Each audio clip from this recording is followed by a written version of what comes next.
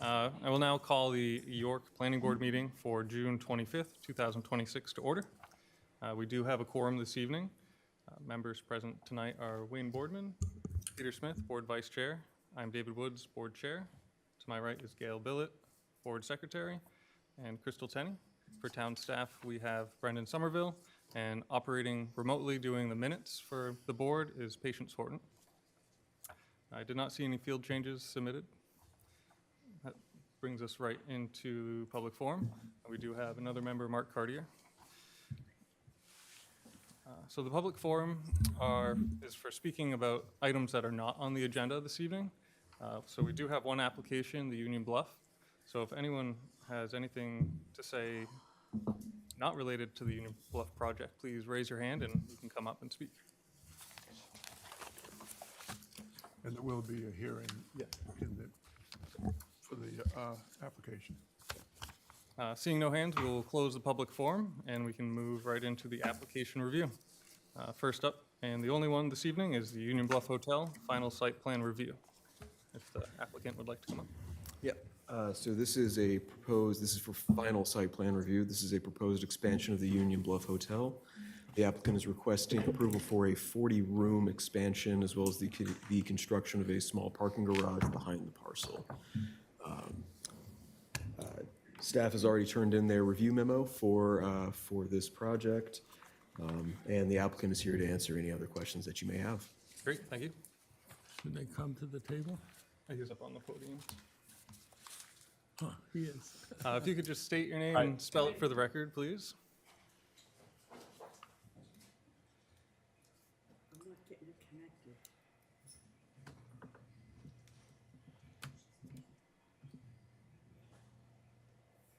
Something just moved.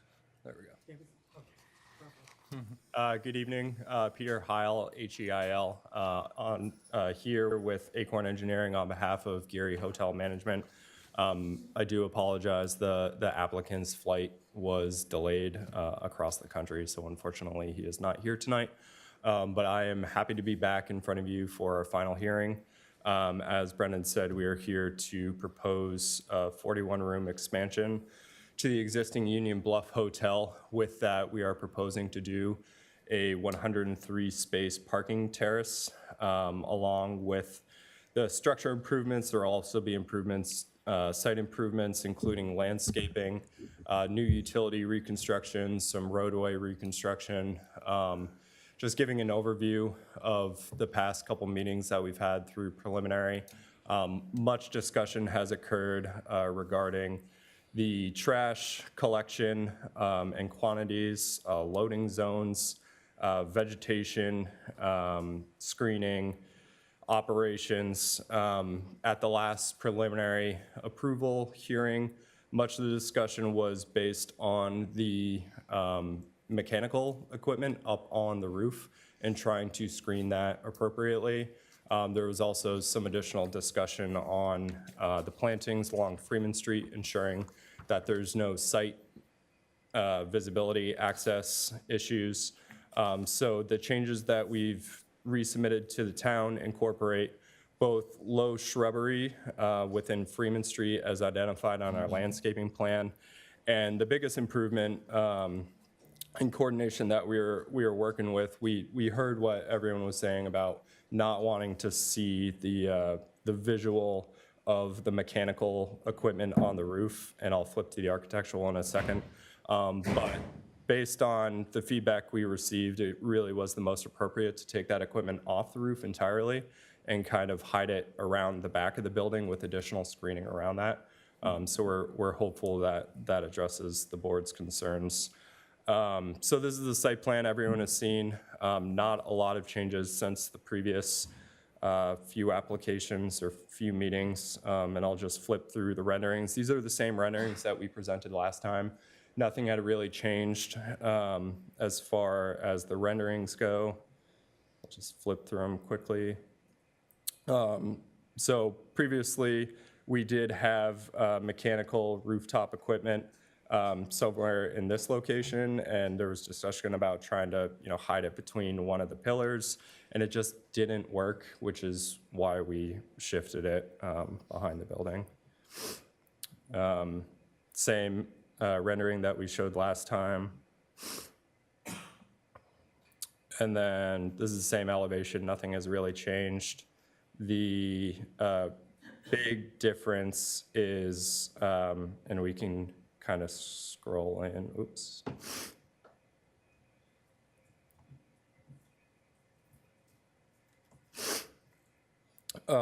So this is what we originally presented as part of our resubmission based on staff review comments. They wanted additional information about the screening. So it will be the same screening that we're using as part of the parking terrace. And then we will do a full height screening around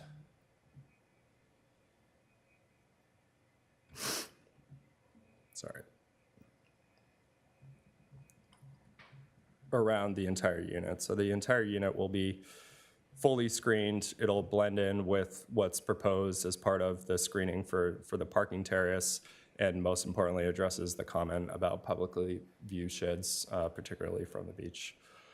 So that is a very quick summary. I know there's a lot of people here tonight, so I'll keep it brief and happy to answer any questions. Thank you. That's great, thank you. Where this is new for final application, we would need to first accept it for review. After looking at Chris's memo to us, he had mentioned that it appeared complete for review unless there were any items that board members felt were lacking. Where Steve is absent this evening, I will appoint an alternate member to take his place, so I'll appoint Crystal for a voting member this evening. Mr. Chair, I'll make a motion. Gail, did you have something to add? Go ahead, I just was like pulling up Chris. I move that we accept the application for Union Bluff Hotel expansion, 8 and 10 Beach Street, map 24, lot 35, 36, 37, for final review as presented. Second, but can I make a correction? It's map lots 35, 36, 37, and 40-A. And what? What was 40. the end? What did you say at the end? 40-A. It's not on the application form. Why is that? It is on the agenda, identified as map 00024, lots 35, 36, 37, and 40-A. The additional lot is the parking lot that is across the street. We included that as the, since it is as part of the But if package, it's we not included on that. the application documents, then it's on the agenda. I see it now. But it's not on But this is just a peer review. The Oh, plan, that- oh, the application form, which is official for the application, doesn't have it, so what do we do there?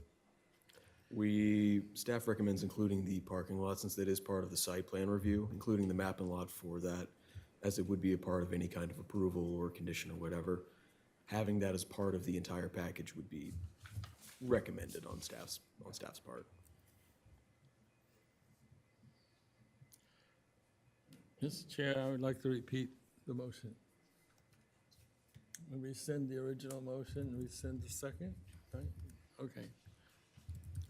Mr. Chair, I move that we accept the application from Union Bluff Hotel Expansion, 8 and 10 Beach Street, map 24, lot 35, 36, 37, and 40, as presented. Is complete for review. Didn't I say that? As complete for review. Thought I said that. Second. It's been moved by Pete, seconded by Crystal. Any discussion? Wayne? Yes. Pete? Yes. Gail? Yes, Crystal? Yes. Chair votes yes, 5-0. Now that we have accepted the application for review, we can do a public hearing. If we could have a motion for that, please.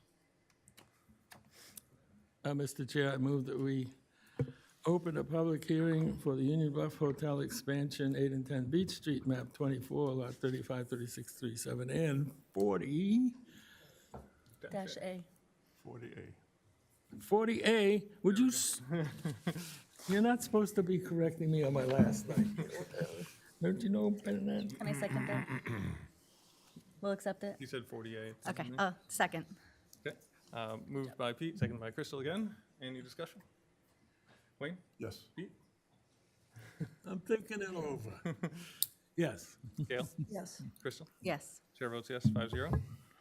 With that being said, if anyone, just show of hands who's prepared to speak this evening, just so we can gauge.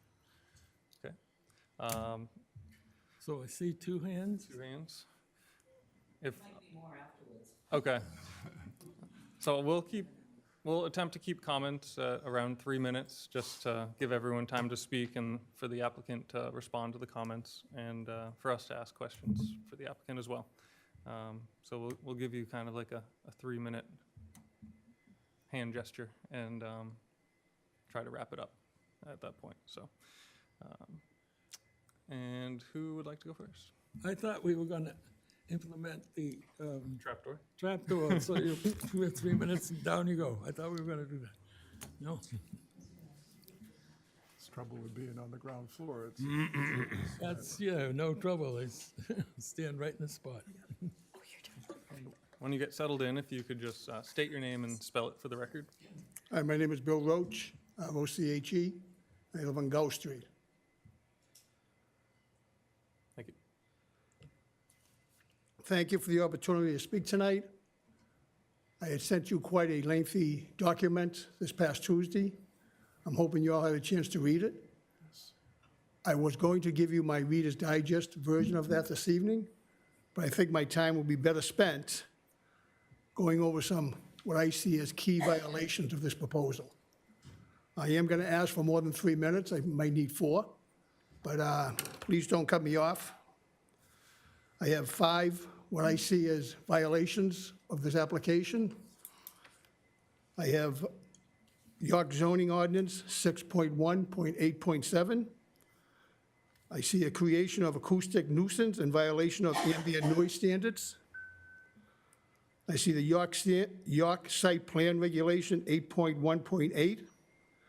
I see failure to satisfy York zoning ordinance 15.1.1.6. And I also see that the standards of the York's comprehensive plan is not being fairly and consistently applied to this application. I'll start off with the York zoning ordinance 6.1.8.7, which requires exposed storage areas, machinery installations, service areas, and similar accessory areas to be screened from streets and pedestrian walkways. That means inside or outside of the parking area. Operational and safety concerns under York Site Plan Regulation 8.1.8 for off-street loading. Locating commercial dumpsters in an industrial waste compactor on an elevated, open-air deck makes effective screening functionally impossible. Because of the vertical elevation, these service areas would remain visible from public view sheds, nearby streets, pedestrian walkways, creating an unscreened visual impact that contradicts the purpose and intent of the ordinance. I also see acoustic impacts and ambient noise, which raise concerns under York's site review performance standards. Elevating heavy industrial machinery on the parking structure would amplify noise by creating a structural amphitheater effect. Noise and foul odors from restaurants, glass disposal, mechanical food waste compaction, and early morning hauling trucks would travel directly into nearby windows without any meaningful obstruction. These impacts raise concerns under York's site review performance standards, which are designed to prevent commercial uses from projecting adverse environmental effects onto abutting residential properties. Also, early morning delivery and hauling operations are problematic because there is a town quiet hour protection program from 11 p to 7 a. Next thing I'd like to talk about is the operational and safety concerns dealing with York Site Plan Regulations 8.1.8, which requires non-residential developments to provide safe, adequate off-street loading areas that do not disrupt on-site traffic flow. It's impossible the way this is set up. You are going to obstruct half of that top layer parking lot at all times when there's a delivery vehicle or a trash vehicle in there. This arrangement would obstruct normal on-site traffic circulation, create conflicts with vehicles and pedestrians, and materially alter the safety profile of the parking structure as it was originally approved. The next one I'd like to talk about You're at 4 minutes. is 15.1.1.6, which requires required parking spaces to be located on the same lot as the principal use. Unless the planning board grants a waiver, then the off-site lot is available. The Union Bluff does not appear to meet this parking demand on its own lot. This is referred to in your business as self-inflicted hardship. The beach lot is already shared by 3 Union Bluff buildings and cannot and should not be counted as additional off-site parking because the ordinance says it has to be available. It is not available.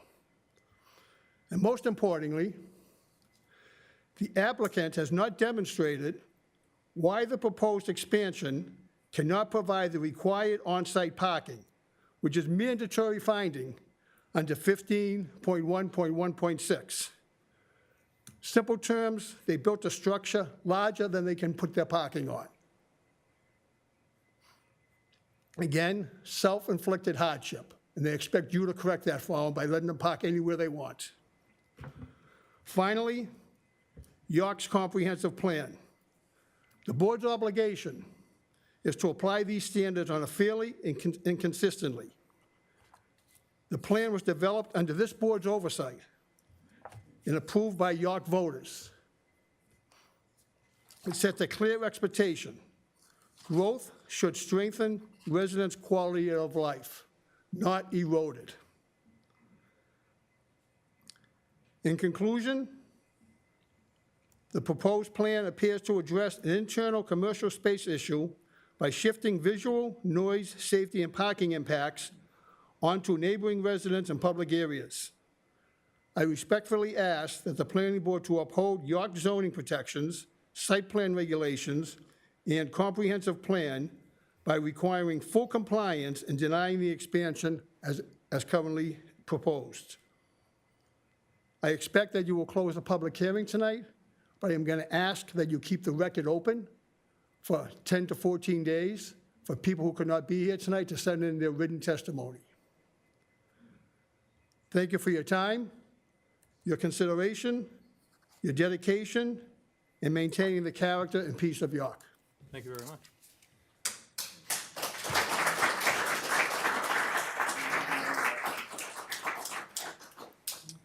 Who would like to go next? Please.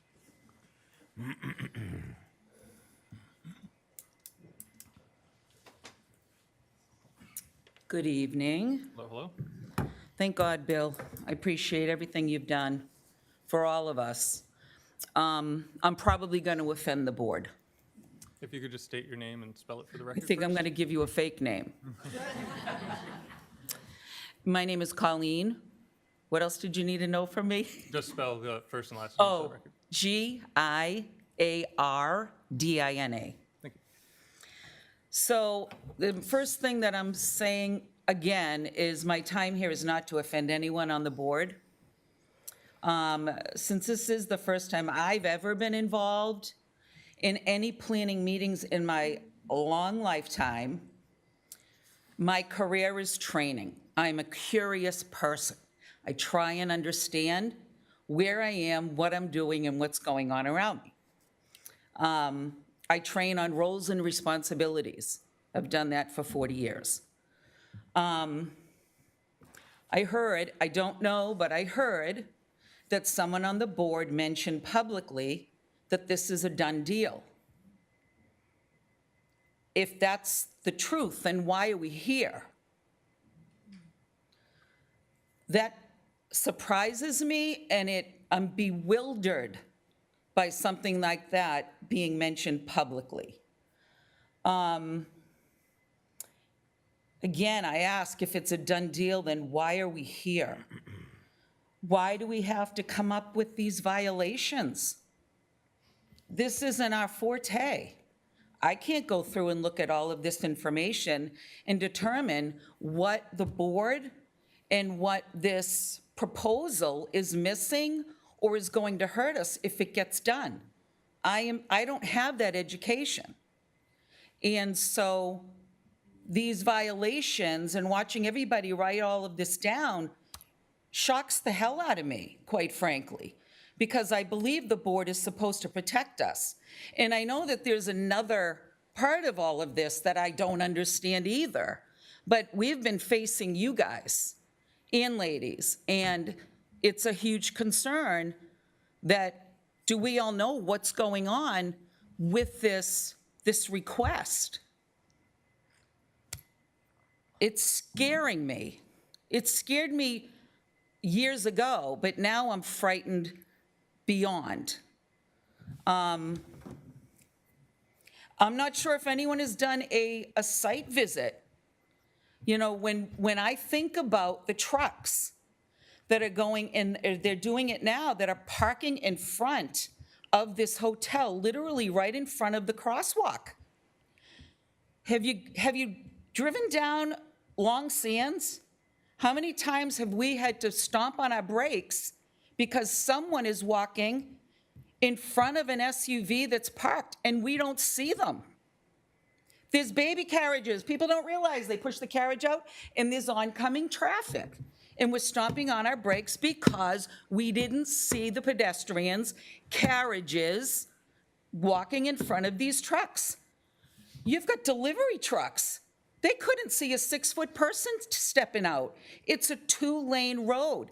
It is the most trafficked area on Short Sands, coming out of the hotel and coming down Seabury, where we all live. And we're not talking 50 houses or 50 families, we're talking hundreds of people. So walking in front of these trucks, and by the way, there are back-to-back trucks.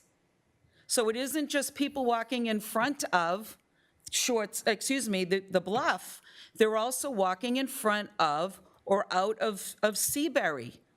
And there are these behemoth trucks. And there's one other lane people are walking into. I'm extremely concerned of the safety. And if we haven't done any kind of a site visit to see what that looks like, I ask you, come by my house. I'll give you a dark and stormy, and you can sit at my house and watch what this looks like. It's scary. I agree with everything that Bill has said. The one thing, I understand that I have 3 minutes, but I think we've given the Jerry Group time to spend what they need to, and this is my life. This is all of our lives. So I'll be done in 2 minutes. Give it to me, please. I beg you. I don't know if you're hearing me or you're more concerned about the 3 minutes. I hear that the board says this building's beautiful. Well, we're going to be looking at the ass of this hotel and all the things that it takes to run this huge hotel. That's what we're staring at, and that's what we're hearing. And that's what we're experiencing. These dumpster trucks, you know, we're not listening to a pickleball ball, pop, pop, pop. We're hearing every kind of noise you could possibly imagine. And it's not at 2 o'clock in the afternoon. It's 5:30 in the morning, it's 6 in the morning, it's 7 in the morning. And these dumpster trucks come in, they don't just beep, beep, beep. They're banging the trash out of the dumpsters. We're all on ledge. It shakes our houses. And then we have this roof patio that's going in. And I asked the last time we were here, are you guys going to close off that patio at night?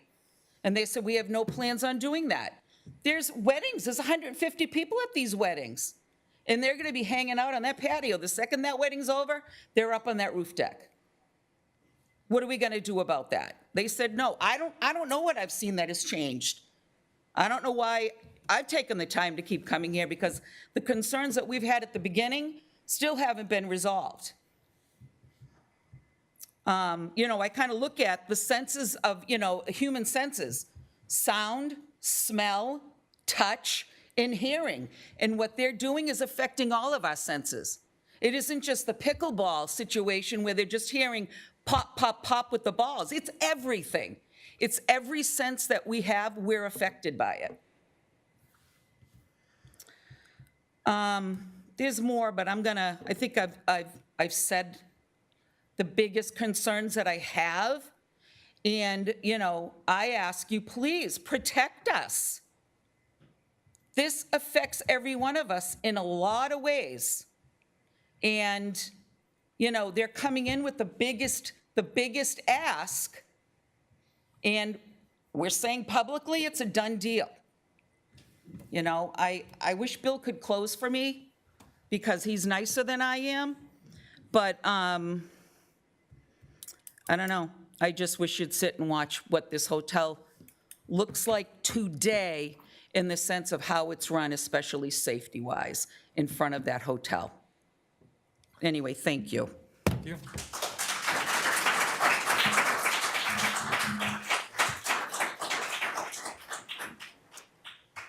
Anybody else? Please.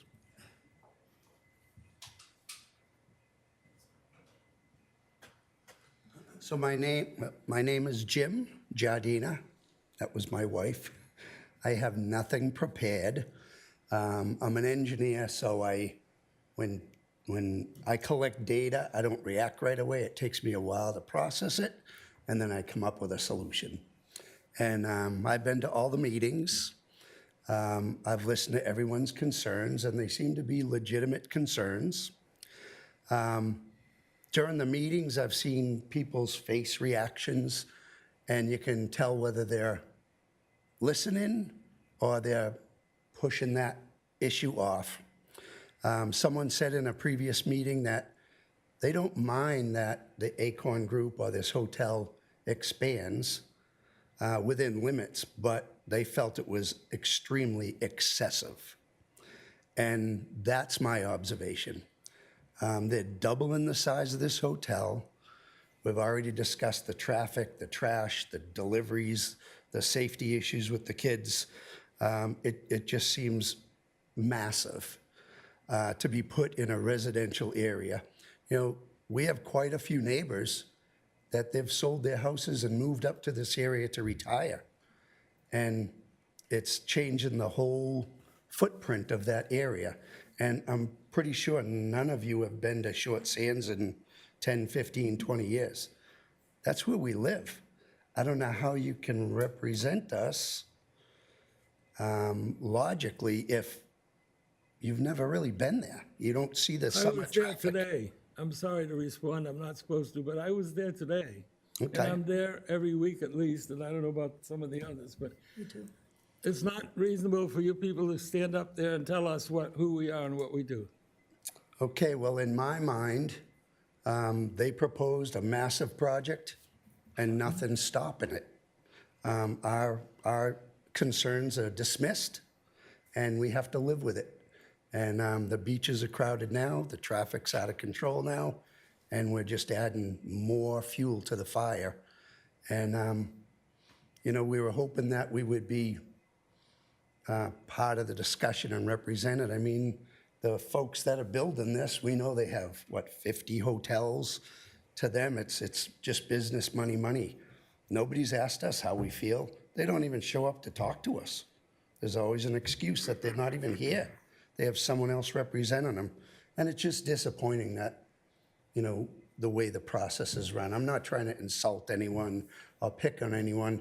It's just coming from an engineering standpoint. The logic doesn't seem to add up. It's not going to improve my property value. I know that. So anyway, that's all I have to say, and thanks for listening to me. Thank you.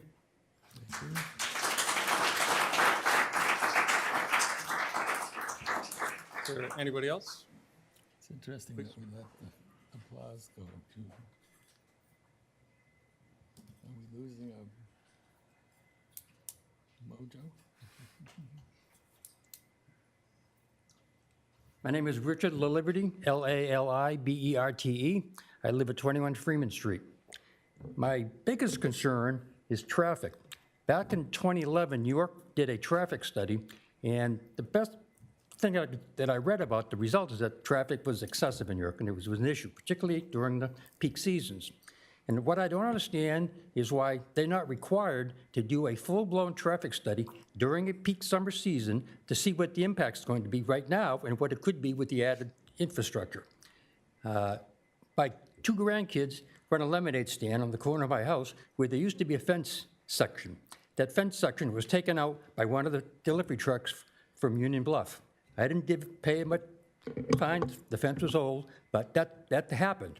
Now, what if my kids were there when that truck was backing up? That would have been an issue. That's my concern. I think a traffic study should be required. Thank you. Thank you. Anybody else that would like to speak? Seeing no hands without objection. Oh, please. At last minute.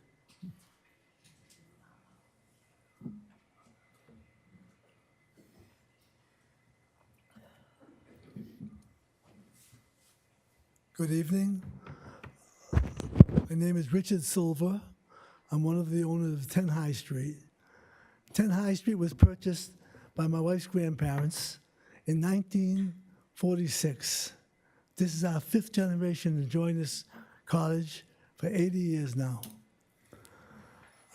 This is the lucky night of this board because some of the notes I had made up. When I got here tonight, I found out some of these notes are no longer relevant because there's been some additional changes. So instead, I'll just try to speak from the heart on behalf of everybody here, like other speakers are doing.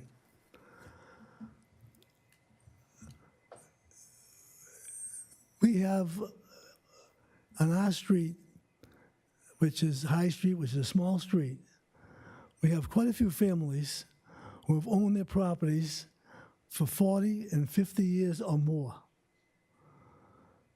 And we have people here, most of whom I don't know. I've never attended one of these meetings before. But I dare say, and you'll correct me if I'm wrong, that when you have issues before this board, you really, rarely have a number of people that are here tonight. And I'd like to hear if I'm wrong on that. There's a very large number of people here who feel very strongly about this. I wish John Locke were here. He wrote Common Sense. This is your common sense right out here. These people know instinctively that we should not have this development going forward. Looking at the layout of this land, how much land there is, and what they have already, this building is much too big for what's there. They cannot support it safely. We would like to have what we have safe for pedestrians, and I don't know what to say to you. I don't know how many times you've been over there. You said you were over there recently. I don't know how often you come. Have you all driven around Freeman Street? Have you driven High Street? Have you driven all the streets that are perpendicular to Freeman Street? Have you seen all the new houses there? Have you seen the houses that are being torn down, demolished, new buildings put up? We are, in this neighborhood, definitely increasing the tax base of this community. I know you want taxes, but we pay taxes and we have no representation for them. That's even worse. So we're now subject to your whims and your good sense. We depend upon you to take care of what we have. These are investments for people and places to enjoy a summer with family. We have, I don't know if you, how many, I won't even ask, I'll surmise, and you correct me, sir. How many of you come over on a Saturday or Sunday in the summer and see the number of people on the beach. And there's no parking, except for the coin op, well, not coin operator anymore. Yeah, things have changed. And if you go a little later, don't get out at 8 o'clock in the morning, you can't find a place to put your blanket or your chairs or your umbrellas. So if you add 40 more rooms, 41 more rooms, more people, the sand is now eroding, the beach is eroding. I don't know what you expect we're going to have. We're here today. And no one's corrected me that this is not one of the biggest crowds you've ever had for any plan that's come before you.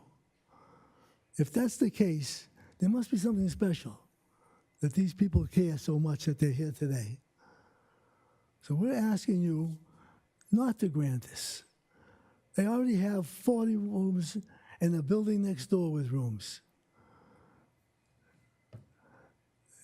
We're good neighbors to Union Bluff because, in my case, I've been around almost 60 years. It's my wife's family. All those years, we walked down to the beach because in our porch, you look right down Seabury, right down to the beach, the sand with Union Bluff on the left side.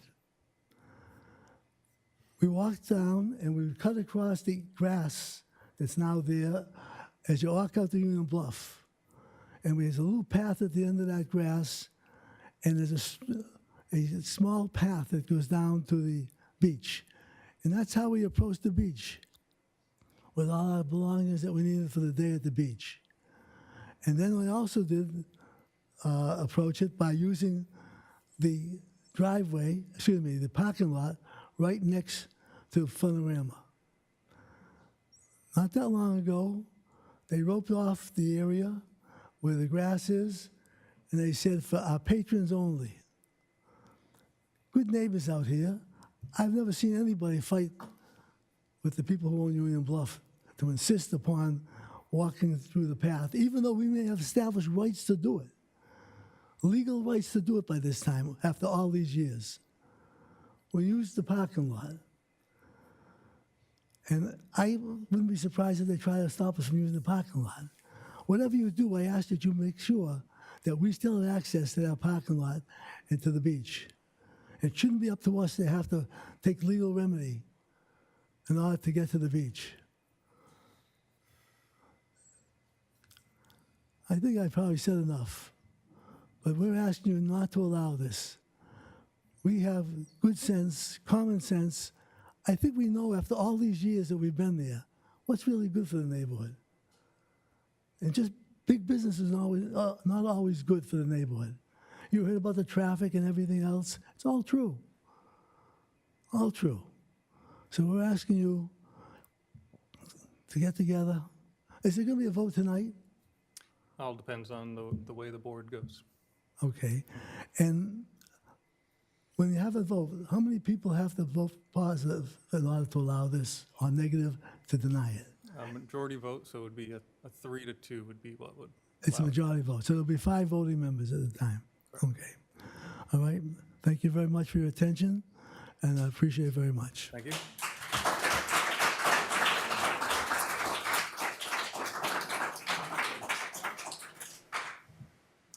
Is there anyone else that would like to speak? Seeing no hands, with no objection, I will close the public hearing. And we can No objection. move into some comments. Just to address a couple things. The board is made up of volunteers. We are not professionals in this by any means. We do rely on professional engineers and peer reviewers to look over the documents, to put their stamp on it, and to make sure what we're receiving is as much in compliance with the zoning ordinance as possible.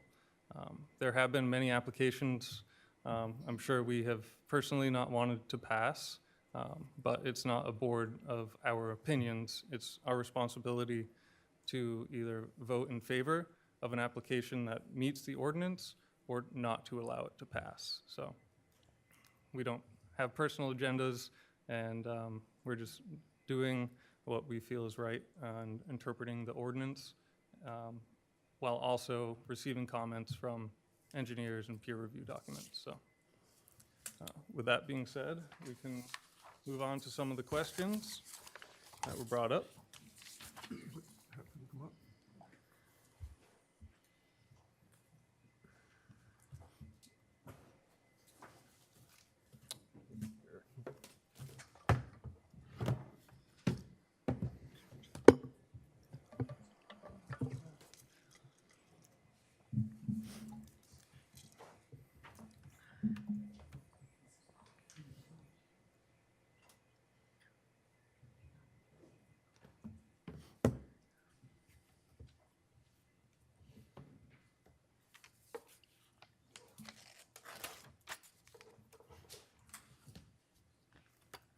All right, so a couple items were brought up regarding noise screening.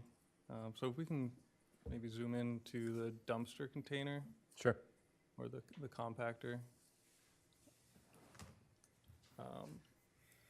It is, the parking structure itself is screened, but are the containers themselves also screened? Yeah, so the line type with the squares, that's a typical fence screening. Obviously, the doors will swing open for access, but yeah, it'll be screened four sides.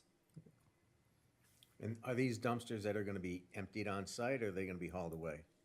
That is still to be determined. It depends on the actual dumpster.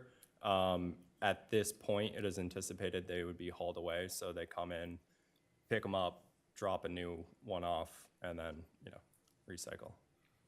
And the vehicle is shown backing in to do that? It, again, depends on the final selection of it and working with our private hauler on which vehicle.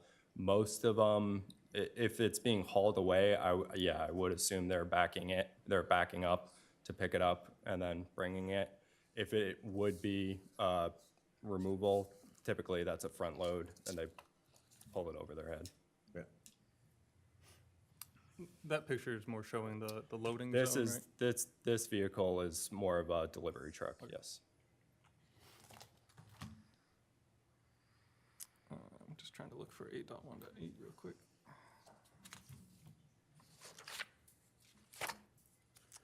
So, could I add a comment, Mr. Chair?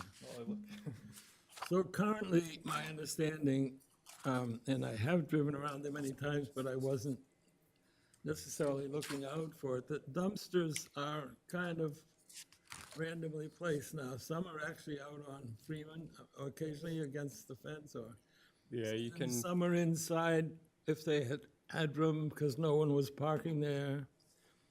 And our intent in this design was to move them as far away from Freeman Street as we could get them, and arranging the entrance ramp and the path and the aisle there that we see so they could come straight into the dumpsters. We actually redesigned the parking plan so that could happen. So I'd just like to say,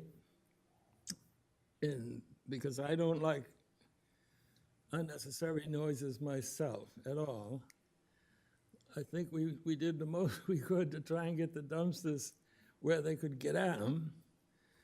And also, by the way, where the employees from the hotel could bring things out to the dumpster without walking all the way out to the road and possibly dropping trash and garbage along the way. So every attempt was made to get the dumpsters in the right place to eliminate the noise and make them convenient. That to meet the ordinance, and also we were trying to be nice. So, To add to that point, part of the reasoning for wanting it closer was also if the dumpsters were overflowing, it would more affect the hotel, and then the people possibly would more think- attention would be paid to it because there was public comment mentioning that they're always overflowing and maybe animals getting into it and items like that. So that was definitely taken into consideration.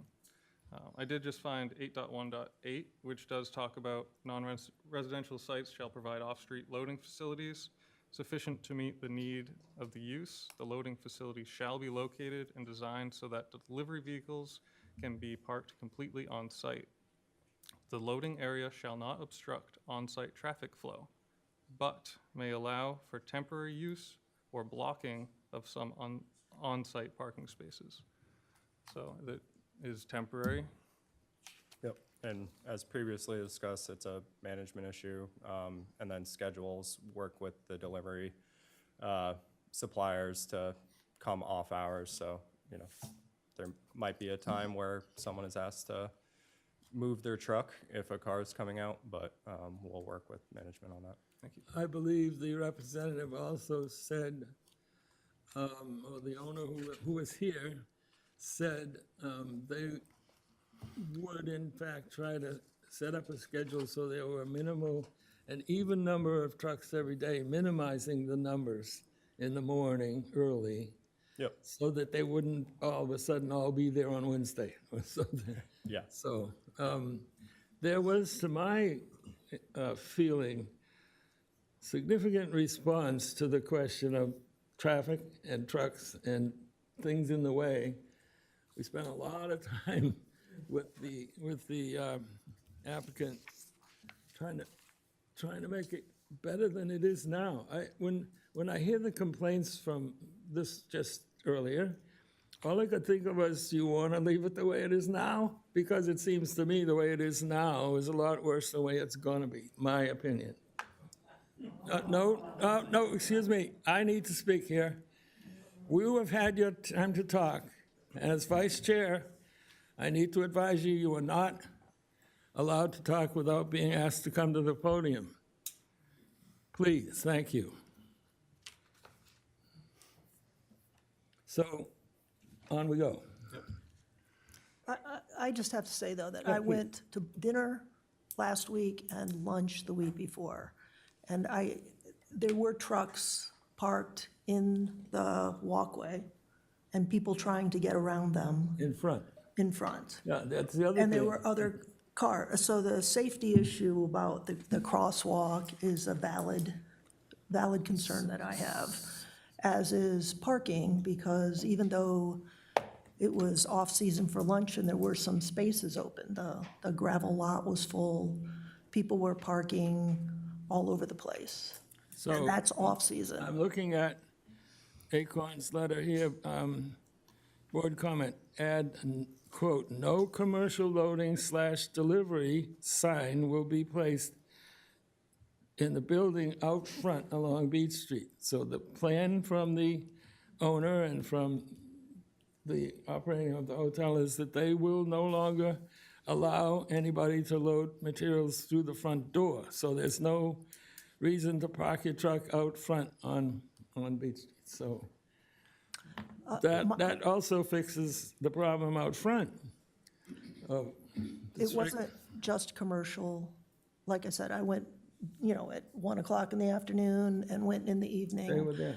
And it wasn't all commercial. It was people that were dropping and bringing their suitcases. I mean, all I'm saying, there was a lot of confusion, and there were a lot of people, because the weather was really nice, trying to cross the street, people on the grass that were having drinks, trying to go back and forth while there were these vehicles in the area. And with 40 more rooms, and honestly, my bigger concern is the restaurant. You're going to have 56 seats in the restaurant.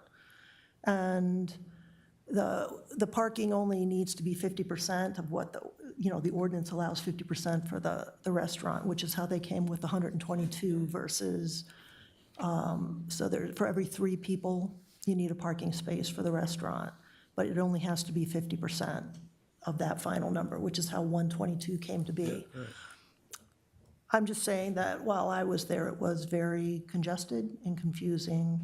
And now making a bigger restaurant in addition to 41 rooms is a lot of people and a lot of vehicles to be down there.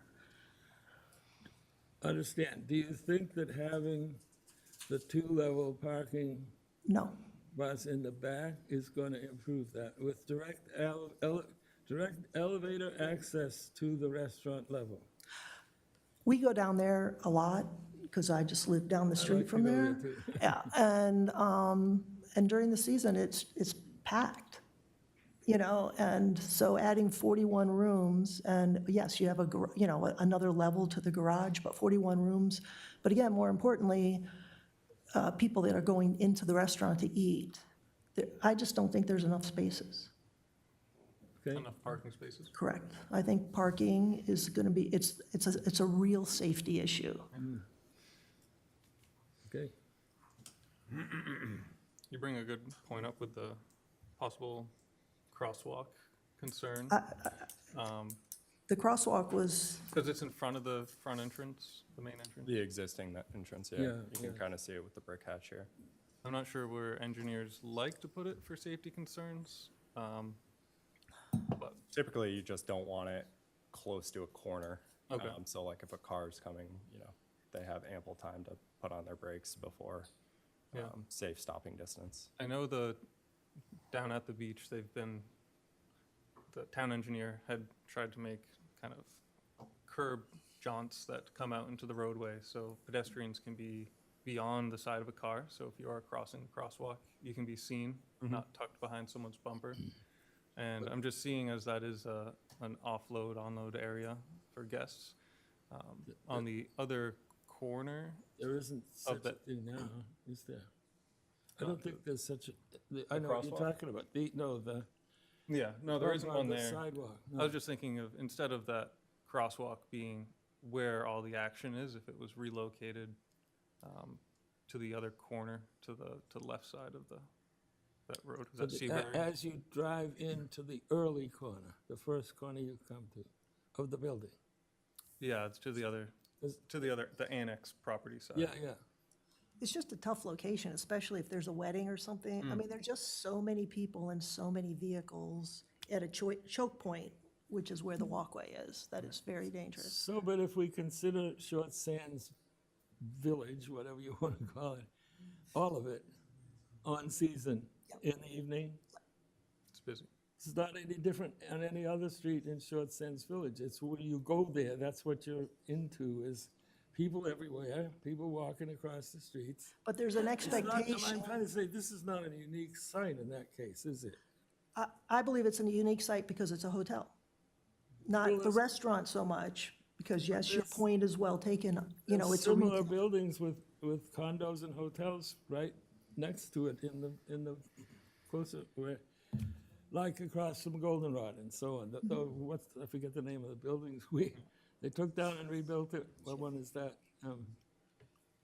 So, I'm not debating you, I'm just saying. No, I just think it's a unique situation, not just because you have the hotel wants to expand, the restaurant wants to expand, everybody wants to go to the beach there, and you have houses.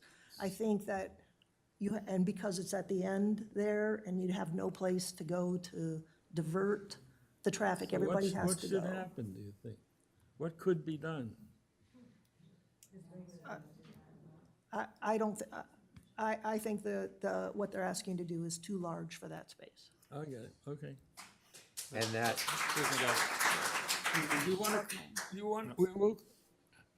He doesn't like me to say this, but I have the right. We'll clear the room.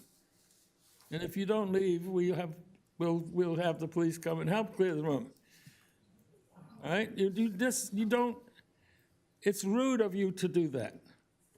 We're having a meeting. I do see your point.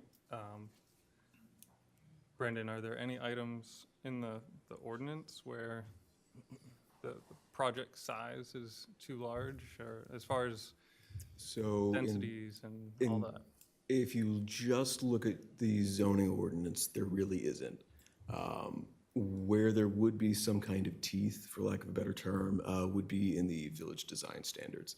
This is whenever you're talking about massing, rhythm, and scale, and the relation of the building to the surrounding environment. The massing, the shape, the overall, Right, how Structure. large is it up front? How much of it actually is it just one monolith? or is it a series of smaller buildings? It's all about how does the eye actually behave, and then does it fit in with the surrounding environment? And that came up when we were talking about the facade on Beach Street and setting one building back a little bit and putting Yes. different sections so it wouldn't look like one big monolith, right? Right, and that's why in the applicant's more recent submissions, there have been portions that have been stepped back as the road curves inward. Yeah. But ultimately, the board needs to determine, and we discussed this at the last meeting as well, whether or not this does meet the design standards. The board needs to determine whether or not those have actually been met as part of this project. Right. Back to the parking and traffic. We have a town engineer who has evaluated that. What's his evaluation been? With the parking, the town engineer has really not had any issues. He did have a couple of notes on the current proposal.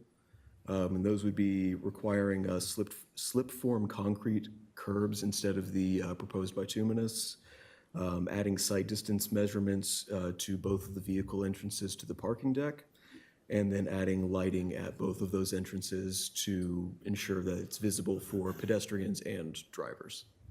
So the town engineer, whose responsibility is road safety, Yes. and the consultants, they're working on, am I right, they're working on a way of striping the front so that it would make clear where parking was and where parking wasn't? With respect to the loading zone on the front? Yes. Dean did not make any comments about that, as the loading zone has been moved to the garage. But I haven't heard any proposed changes to the painting or the striping or anything in the front. Can you tell me anything about that? I mean, we're not proposing any changes. At one point, a couple meetings ago, before we moved the loading to the top deck, if the board remembers, we did try and propose loading be out front. Based on feedback we heard from everyone, it was a desire from the board to move to the deck. So when it was proposed to be out front, we were working with the town engineer to potentially restripe, add some additional signage, et cetera. But based on board feedback of not having a desire to have it out front, we moved it to the parking deck and therefore eliminating that requirement. So there'll be no more delivery trucks parking in the front for No. this? Yeah, and to Gail's point, obviously it's an existing condition today. The service entrance is really through the front of the building, which is why the trucks are there. With the service entrance being relocated to the back and more back of house actually in the back of the house, it does provide a better access to have parking and deliveries out back. With coordination and comments we received from the board, we also added a second delivery elevator that has a direct shot to the deliveries straight to the kitchen. So we have tried to accommodate all the board's comments on that. And the way the interior is laid out, the drivers would have to go through with their dolly through the dining room Today, if they Not- came. No. Oh, with- today, in the new, yes. In Yeah. the new project, In the new project, no. there's an access through. There's an access, so I'll flip to the the new- architectural. the new, I'm saying if they go through the front lobby, Oh, if they went through the front lobby, yes, they would have, yeah. that's what comforted me in the fact that they would actually use Yeah. the back loading dock and not park out front, because then they'd have to wheel it up and around. another comment that came out earlier was about traffic. So Brendan, do I recall correctly that there were traffic studies done? I No, there think- were no traffic studies done. It was an analysis I- and a guess. Excuse me, I'm sorry. I'm sorry, I asked Brendan. All right, well, I have this pulled up in front of me, and they were guessing that there was going to be a generation of 25 extra cars, 25 cars per hour at peak in the PM. So there which was I no find- traffic study done on, So that traffic memorandum was prepared by a professional engineer that is a professional transportation and operations engineer. So specifically focusing on traffic, utilizing IT chip generation rates, which is the standard practice nationwide. Right. So there was a substantial amount of traffic evaluation. We met with the town engineer. He was in conformance with what we were proposing and didn't require any additional studies. So this wasn't an independent engineer? It was, Did you pay for this study? the applicant did, yes. Okay, Yeah. thank you. But as part of the third-party review, Goral Palmer engineers do have traffic engineers on site, and they don't have any comments. They peer reviewed it. They peer reviewed it. Yeah, yes. When was this performed? September review? of '25. No, the study or the analysis. I'd have to go back. It's been September of 20 '25. 25, yep. Okay. Thank you. Is that Girl Palmer's? No, that is VHB. And I would just add I to don't that, have Goral Palmer's thing here. the way I read it, the trip generation was only based on the addition of the 41 rooms. It did not include additional traffic related to the restaurant. Right. So we're actually reducing the total number of seats in the existing condition from the restaurant. Right now, there's actually 2 restaurants. So we're reconfiguring the lobby and having just more of an open restaurant, but the total number of seats is actually decreasing from the existing condition. Therefore, inherently, you're reducing the amount of trips associated with that. And the way the ordinance reads, 15-A.3E 1, 2, and 3 on page 239. It talks about for new development, peak hour trip generations 35 or more would require a full traffic study. Traffic generated by development will cause an existing access to have more than 35 peak would trigger the traffic study. Or if the planning board may require a full traffic study if any case finds this to be reasonably necessary to ensure the protection of public health, safety, and welfare. Didn't we request a traffic study in a previous meeting?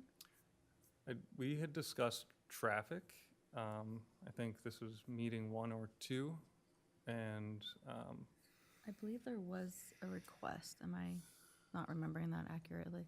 I don't believe so. I don't think the board made any official motion to enact or to push for a traffic study to be Thank made. you. I do remember talking about it a little bit, and Right. that's when Dean kind of had his only comment at that point in time, correct me if I'm wrong, was changing the radius onto Freeman Street. That would be the September of '25 comments. Because Dean did make comment on that of, you know, how do you measure it, and it's what is being modified on the site as opposed to the existing conditions and what's being modified. And with a high-intensity traffic study, if that is what it's called, a full traffic study, we'll call it that, what would the outcome of that be? Would it give current rating, and then what the future rating will be? That, I think, would be a better I can question take for- it. So, I mean, what they would be looking at is basically, they call it a level of service of the street networks. So they would take the trip counts, factoring in the existing conditions, and then what the proposal is, and then typically they extrapolate to the next 5-10 years to see what the level of service is on the roads. So it's graded, you know, A through F. A is basically no traffic, F is failing. So depending on the level of service that the existing conditions are now, you'd have to actually run the studies, but if it was a C and it stayed a C, there would be no requirements, typically, and ultimately it would be up to the town engineer to stipulate their preference on any conditions. Likely if it was an F and it was Yeah, continued to be an F. typically, yeah, if it was an F and continued to be an F, there's really no change. But if it went from C and became an F, then that would be a condition where it'd be warranted to implement what we call offsite improvements, such as pedestrian crossing, rapid flashing beacons, or four-way intersections, or stoplights, or stuff like that. But Okay. it would all depend on kind of the severity of that. So what it would do is give recommendations to add infrastructure Yeah. to get back down to the previous level. Well, it would be an option to do that. It wouldn't necessarily get it back down to the previous level, but it would improve the safety of the area.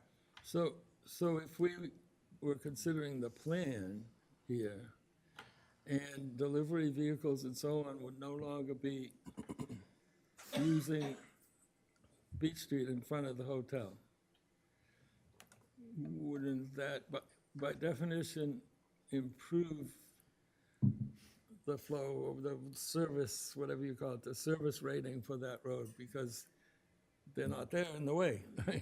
Practically, that makes a lot of sense. From an engineering calculation standpoint, it's not really factored in. That's why I'm not an engineer. Yeah. But it does make inherent sense to be an improvement. You would think, yeah. All right, good. So with that being said, does anyone in the board feel the need to have a full traffic study performed? And What streets would be included in that traffic study? think Would it there's- be just the flow of traffic, or would it include the other side roads in I think he has an answer for that. Well, I don't have an answer. I'll make a plea, I guess. This was talked at length, I think, through 2 planning board meetings, and ultimately decided that between me as a professional engineer, our separate PTOE, the third-party engineer, and the town's own engineer, all stipulating no additional traffic study. At the time, during those preliminary meetings, it was determined that we would defer to the professionals, so I would request that that stays and continue to defer to town staff and their third-party engineers on what we're currently showing. I think that's a reasonable request, Mr. Chair. Do you have do you know the date of Goral Palmer's assessment of that traffic study? Of the traffic, that would have been September of 2025 as well. I can look and see if I can grab that for you. Okay, all right. Wayne, what say you on the traffic portion?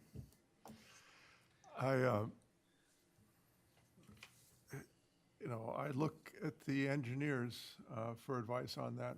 I'm not an expert on traffic. And if there's, You want to talk if about there's, lighting? if there's, if traffic itself is an inconvenience, it doesn't automatically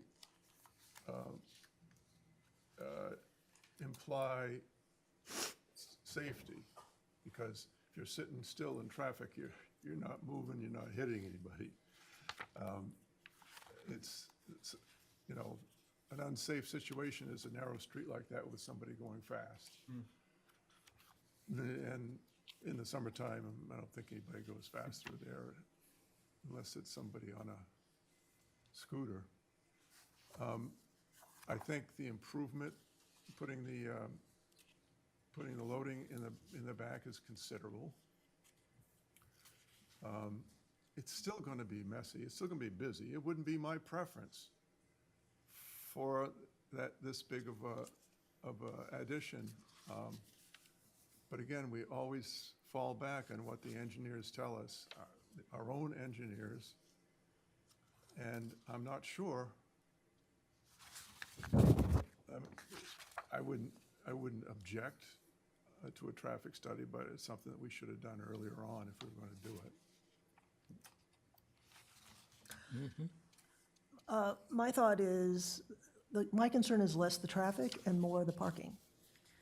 And so I do think that looking to Dean to talk to them about striping or maybe looking at the crosswalk differently is a positive thing. But to your question about traffic study, I don't think that's going to answer the questions, because then you're still extrapolating numbers with that as well, unless they're going to sit and count. But still, it's the parking and it's the way things move and stuff like that, in my opinion, more than the traffic. I mean, there's wall-to-wall traffic on every street down there. Yep. It's how the traffic handles itself. And I don't think that the traffic study does that, answers that question, to me. So I would say Initially, I thought, yes, and then I thought, no, I don't think it's going to answer the questions I have. Crystal? Do we, well, when it comes to non-conforming, would you argue that there are too few parking spaces? Yes. Because that would be non-conforming. Well, so the next, I think they brought up is that 17 spaces across the street, not on the property, should that be considered as part of the 122? I think that was one of the questions that was brought up. Yep. was, Let's yeah. just put the traffic portion to rest, and then we can move on to that. I'm in agreement with everyone not seeing the necessity. In my mind, it is a D or an F right now, probably, and I actually see it improving with the sidewalk going all the way up Beach Street. And if the town engineer and all the engineers and the peer reviewers aren't picking up on a concern, I'm satisfied. And at least York residents who are there off-season and in the summer will get used to the idea that the parking garage is really pretty handy and pretty well-organized and so on. And maybe they'd be a lot better when they drive down Beach Street and there's cars everywhere. Maybe they'd be a lot better to just go up there and take the elevator to the restaurant. I really believe that. It's a thing that will take time, but it should improve, number one, parking out front of the building and overall traffic of people and cars. It's designed to do that. Why shouldn't it be doing that? If it is decided later that a traffic study should be performed due to any incident, is that a possibility? If we make it, I'm sorry. If we make it a condition, if we were to come to do an approval, and then we'd make it a condition to do the traffic study, it could be done.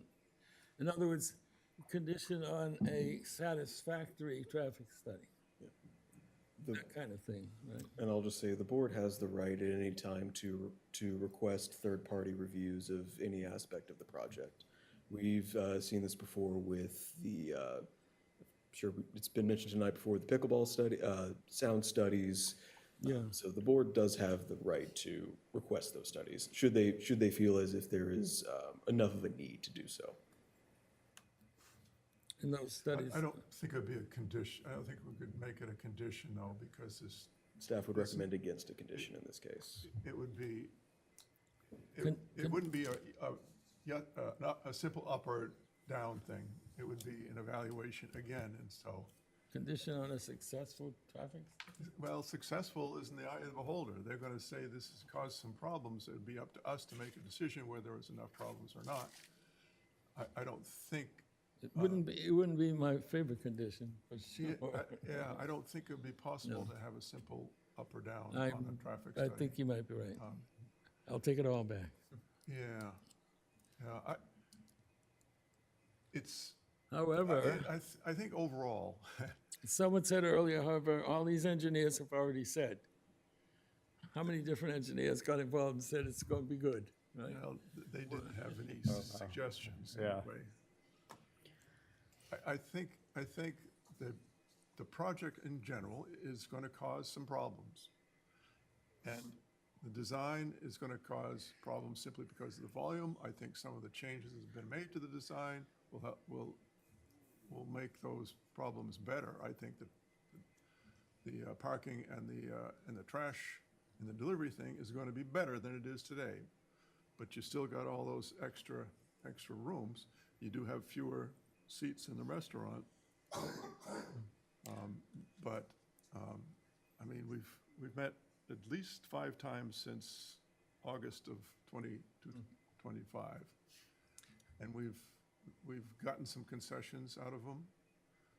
Maybe there's more to be had. I was looking at it, it is 2 lots, and hypothetically speaking, in my mind, I said, if they sold that other lot to someone, would there be as much, not nitpicking, but Yeah, let's say someone came before us with the other parcel and said, oh, I just want to do 41 rooms and I'm going to have this many parking spots. Is it the overall size of the project that is bringing up concern, or is it, see what I'm saying? Well, If you divide the lot in two and just build an exact bluff, and it was all in compliance with parking, would there be as much scrutiny because the project as a whole isn't as big? Or is it the sheer mass that is more the concern? well, I made the suggestion early on to reduce the number of rooms to eliminate some of these problems, but we just get to approve what's in front of us. We don't get to design it for them. No? Or not approve it. But we did give preliminary review with that parking lot across the street, and it's, we're allowed to have off-street parking. If it's owned by another party, then there has to be a contract. But this is owned by them. I would So- like to see if there's a way to kind of lock the parking to the hotel. So let's say another project that the same owners would have, they're not double dipping those spots, so to speak. If there's deeded language or something. You could offer or put in a plan note that would state that parking in this lot shall only be for the Union Bluff Hotel. Additionally, I know the board in the past, at least with the preliminary approval, requested some additional signage to be put up. So that could also be part of that note, is that signage state no other parking other than guests of the Union Bluff Hotel. Yeah, and that is kind of shown here. There actually is an existing sign now that would remain. But I guess to your point too, you're approving this as a site plan with this parking lot. If they were at a violation, then that's a code violation. Because we're agreeing that this will be for the Union Bluff Hotel and restaurant use as part of this site plan. I think the problem that the history of that lot has been used for other projects to quantify a parking calculation. Yep. As well as other lots that I don't believe are in play anymore. Not regarding this application, so I don't need to go there, but for future concerns, if there was a way to lock that parcel for only Union Bluff use. Yeah, we're agreeable to that. If there's any conditions of approval, or, I mean, you're approving the site plan that shows it, but if you want to explicitly state it, we're totally agreeable to that. I have a quick question about that. If hypothetically this application goes through and this lot is part of the approval of this application, and the applicant decides to sell that parking lot area to anybody, what would that then trigger for what?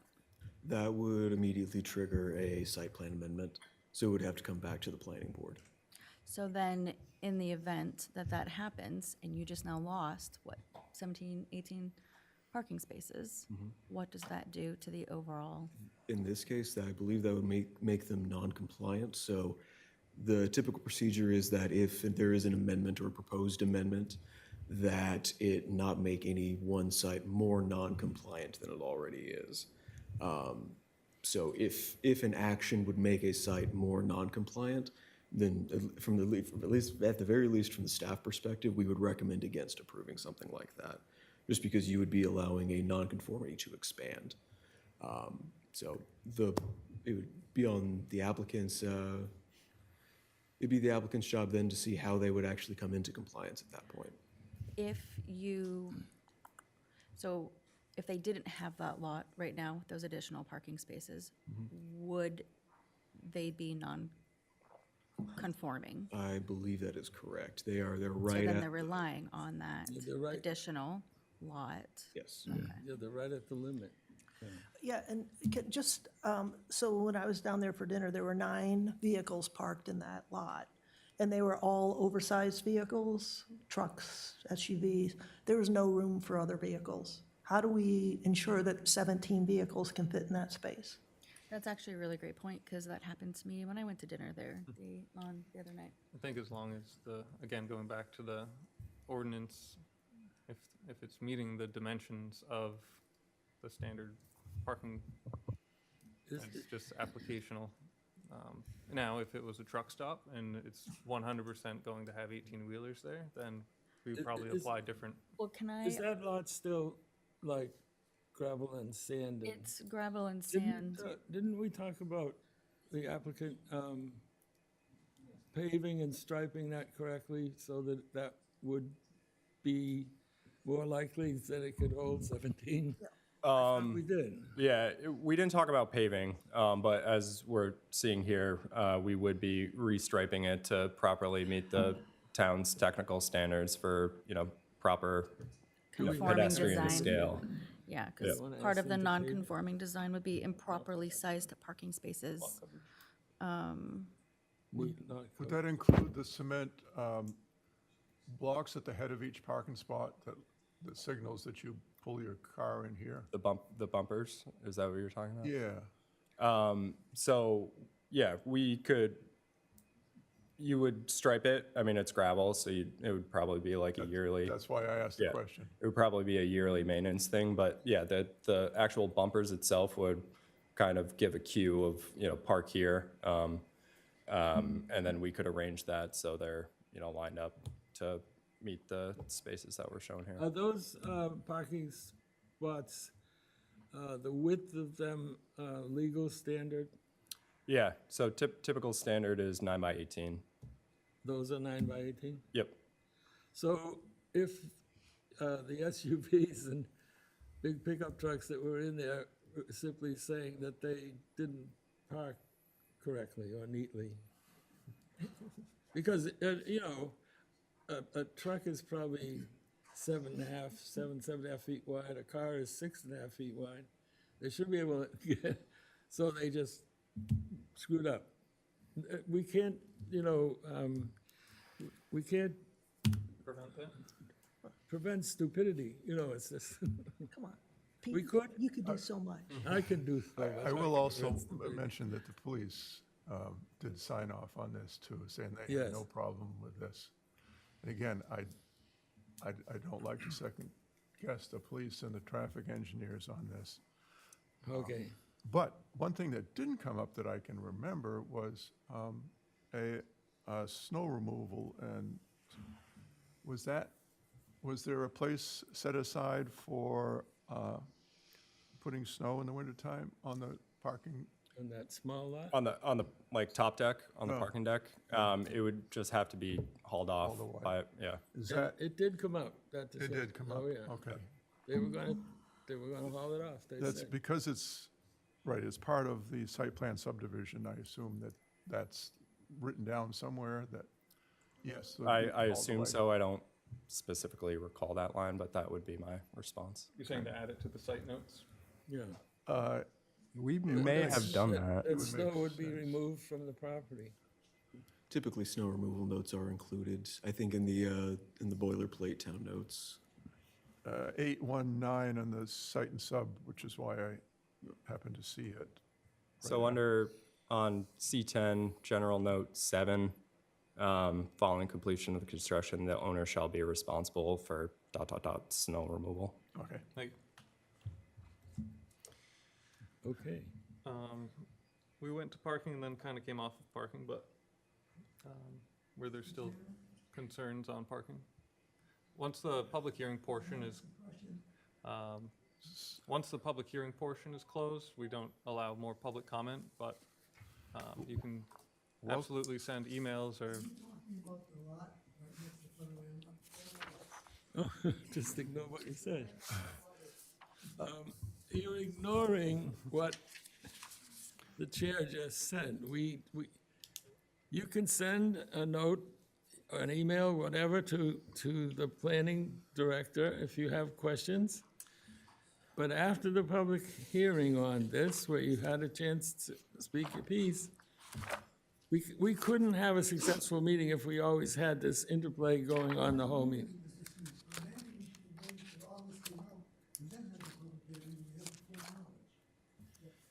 to the chair. Gail, were there more concerns on the parking? Was it just not feeling that it was adequate, or? Yeah, I just don't, I think especially when you have a wedding or something, if you have events, which happens all summer long, I can live with the bumper-to-bumper traffic because that's part of that, the world down there during the summer and stuff. But my concern is, as everybody's saying, that the beach is full, so those parking spaces behind the Bolorama are full all the time. It's just, this is a lot. You have 41 rooms, we're allowing one spot per room. Not everybody, especially with the larger rooms, comes in one car, and it just doesn't feel like there's enough parking. I am in agreement with Gail.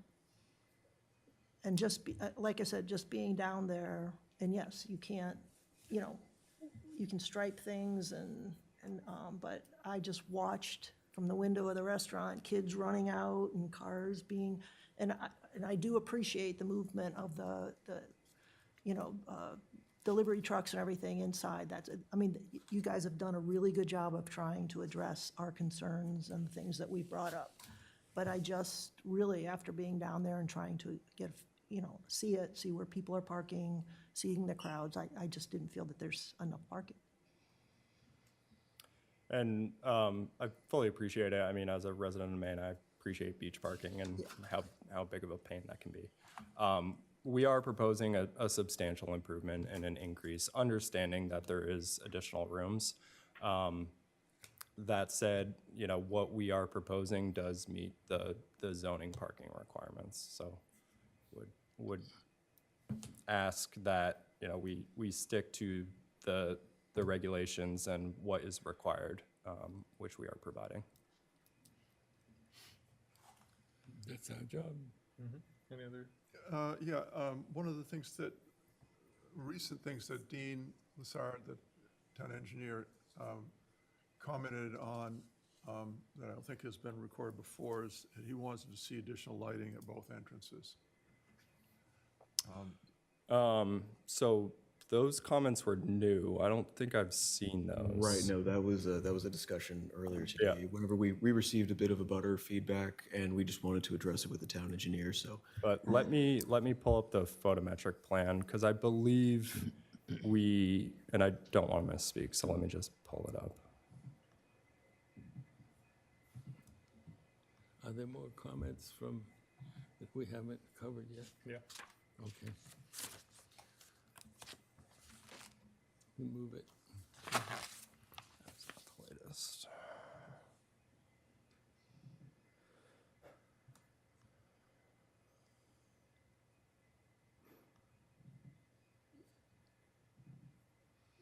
The issue is, to me, I'm not sure what he means by more lighting, so I don't, In discussions with Dean, he just wanted to ensure that there would be some kind of lighting to indicate where the entrances, the driving entrances are, so that way both pedestrians and vehicles at night, particularly during winter, are able to see where those entrances are very clearly. He said they could be above, hanging above, or they could also be installed within bollards, just to keep it compliant with, our dark sky requirements and the lighting ordinance as well. So there's the entrance to the lower level from Beach Street, halfway up.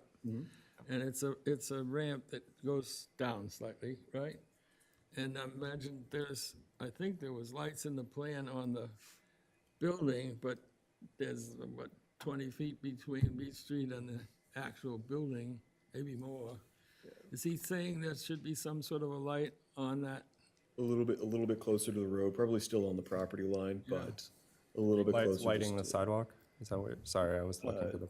not quite the sidewalk, but the entryway. Yeah.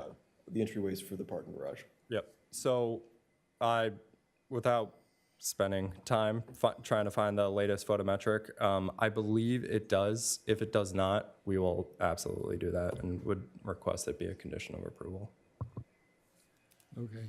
I don't think it can be a condition of approval, because it's got to meet Dean's, whatever Dean has in mind. then that's Why do not you say a that? simple up or down. Why, that lighting be installed on the entrance ramp to the garage to the, that meets the town engineer's approval.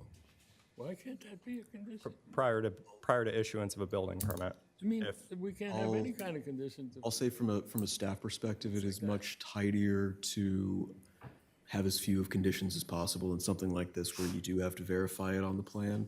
It'd be best to have that on the plan before it's approved by the board. Just so that way, the entire package is all cohesive. So a few more things we need to address too, so we'll see if, I'll one or look for two. the lighting plan. okay, thanks. Yep. I didn't want the parking situation to feel dismissed, so were there items that you had, other than the calculation? I'm just trying to tie it to the ordinance because I'm in agreeance that there's always a need for parking. That's why just for a there's people second, that are while I making try and find $50 this a plan. day down there on the busy weekends. Well, So I it's- agree with Gail, because even though there is one parking spot per room, Right. there's also events that are happening. So you have guests who are coming for an event, so those guests aren't accounted for. Patrons who want to visit the restaurant only, those parking spaces are not accounted for. So you're saying like event guests? Yeah. They're not in Is the that a- ordinance. That would be general public. Yeah, there's nothing in the ordinances that addresses that, I don't believe. And we have to go by what the ordinance says I hear you. you need. Yeah, I mean, I Surely- read the, I'm sure there's never gonna be enough parking down there. I'm just in saying, the summer. those are my concerns. I'm not saying whether they're addressed in the ordinance or not. Those are my concerns. Okay. So for hotel, motel, short-term, residential rental, it's 1.25 parking spaces for each. If the board were to consider theaters, auditoriums, and other amusement or assembly, then that would be one parking space for each 3 people or for places of each 3 seats. So one space to 3 again. One space to 3 people, so the hotel standard is actually 1 space per, 1.25 spaces per bedroom, whereas the other amusement or assembly is 1 parking space for 3 people. but what they use for a calculation is 1.25 for existing rooms, and then one I believe that is correct. Yep, for the new rooms. that is correct, yep. And then the 156 on the restaurant is 3 per, so that's 52, but then you only needed 50% for the restaurant. So that's where it came back down. And that's how the 122 came to be. And so it does meet the ordinance, I just, it doesn't. Still don't think it's enough. I just, it doesn't, There it goes. it meets the ordinance by the exact number and, and all, and just, the reality, is that enough? Is there any provision in there to look at events like weddings that would bring more guests in than the rooms and the restaurant in terms of calculating that type of thing? I don't recall that in the ordinance. I'm not sure if it is in there. I would have to get back to you on that. Does that fall under theaters, auditoriums, and other amusement or assembly? For an event, yes, that's what I would determine it as. I would want to bounce that off of code enforcement just because that is their determination for what the use is. Yeah, I think we had this conversation like 3 meetings ago. We really were talking about what spaces go to what, what event and what building and stuff like that. And we had quite a conversation about if there is a wedding or something, a major event, do the spaces cross over between both? And That raises interesting, I mean, if we started looking at parties and what, it would apply to all restaurants that we, everything, every time we look at a restaurant facility, for example, because one could have a big party. I think it's more that the restaurant functioning as well as possibly a wedding happening. At the same time. Who owns all those buildings and those, I'm not even thinking other buildings, I'm thinking I mean, the wedding, I'm dining room talking. full plus the whole, Yeah, Well, My concern also is that if you have, our summers are very busy, so if you have a full restaurant, every room is booked, you're at max capacity, and you have events happening, if those visiting or attending either or, and they don't have parking, they're gonna continue to circulate, especially if they're from out of town and they're not aware of parking situations. it does say wedding terrace right on the plan, so obviously it's meant to be big enough to hold, in addition to, They need to do you know, that. some of the guests may be staying in the hotel, but most of them probably not, or many not. So that is automatically adding more guests than both the restaurant and the hotel rooms Correct. as far as count for. building occupancy, was that anywhere easily accessible? Building occupancy, Yeah. obviously depends on the season, but I'm more on, Max? like what the fire marshal or whoever Oh. would state, like X amount of people in this. That's a good question. That would be a architect question when they work through the state fire marshal permit. I don't have that answer off Has the top of my head. that been, Applied for? yes, thank you. No, that would be as part of the building permit process. We need to approve the shell first, and then they'll spend the money like getting all the nitty gritty done, versus we say, no, we don't like this, and then they Makes waste all that money. Makes sense. And not to cut off the parking discussion, but just quickly, this is the photometric plan. Note, it's still the layout and the dumpster location, et cetera, isn't changed, but the locations of the actual lights remain the same, which does show adequate lighting at the entrance, both entrances. And then, as previously discussed, all dark sky compliant and in conformance with the regulations. Good. And was it Dean that you was asking to make this clear? Yes. So does this meet Dean's requirements? You don't know? We don't know. Okay. He wanted something extra. We, in the file that Dean reviewed, was the most recent batch of civil drawings. We didn't have the photometric in there. So if you would like to get that to us, we can have Dean look at it again, see if he can give us thumbs up on it, or if he makes any other recommendations. In a application as complicated as this, like I said, this is the sixth one in almost, in less than a year. I think we need to be alert to things like,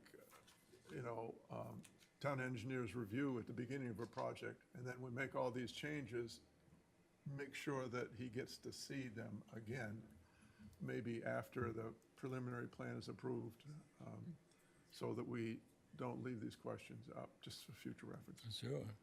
Sometime, somewhere there's the procedure, and it mentions having, after acceptance of final, it would then go to the town engineer. But they have to sign the Right. plan, right? No, after, so accepting it as complete, it would then go to the town. That's complete. So we're on path, is what I'm saying, as far as him needing to take a moment and look Yeah, at it and give yeah. better feedback. The wedding venue itself is existing use. Correct. They hold weddings there. They do host weddings there, so you could make the determination that it is an existing use. Are you increasing the seating capacity by building the terrace? That would be, I guess, subject to management. I think I've heard that we're actually decreasing it, and there's been discussions about that as weddings are a prime driver for them. So I don't know. That would have to be answered by the applicant, but it would be my assumption that it's staying the same, if not decreasing. I think that's a legitimate question to It's- ask to be addressed between now and the next time we bring this up, if we decide not to approve it tonight.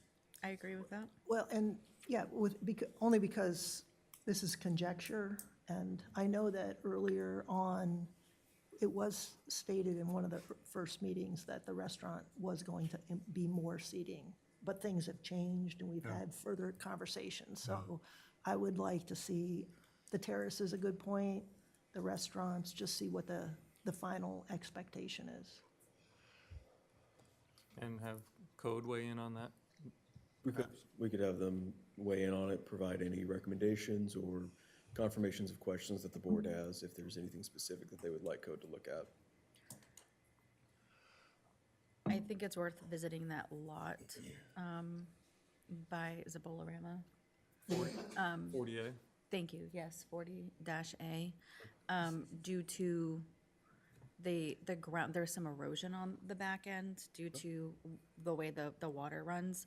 So you're almost losing parking in essence. I've had to park in one of those ruts and it is not fun. So I think we should revisit the material, therefore lines, to make it more conforming with the parking. Yeah, so as part of it, obviously the parking area will remain, but as you can see here, we would be kind of top dressing and cleaning it up to actually meet the standards, to be an adequate, and yeah, we want to address erosion issues for Yeah. sure. There'd be a plan note, be appropriate to make sure that the upkeep is such that parking spaces are not minimized or lost or, Due to erosion or something? right, Yeah. right. It's a good one.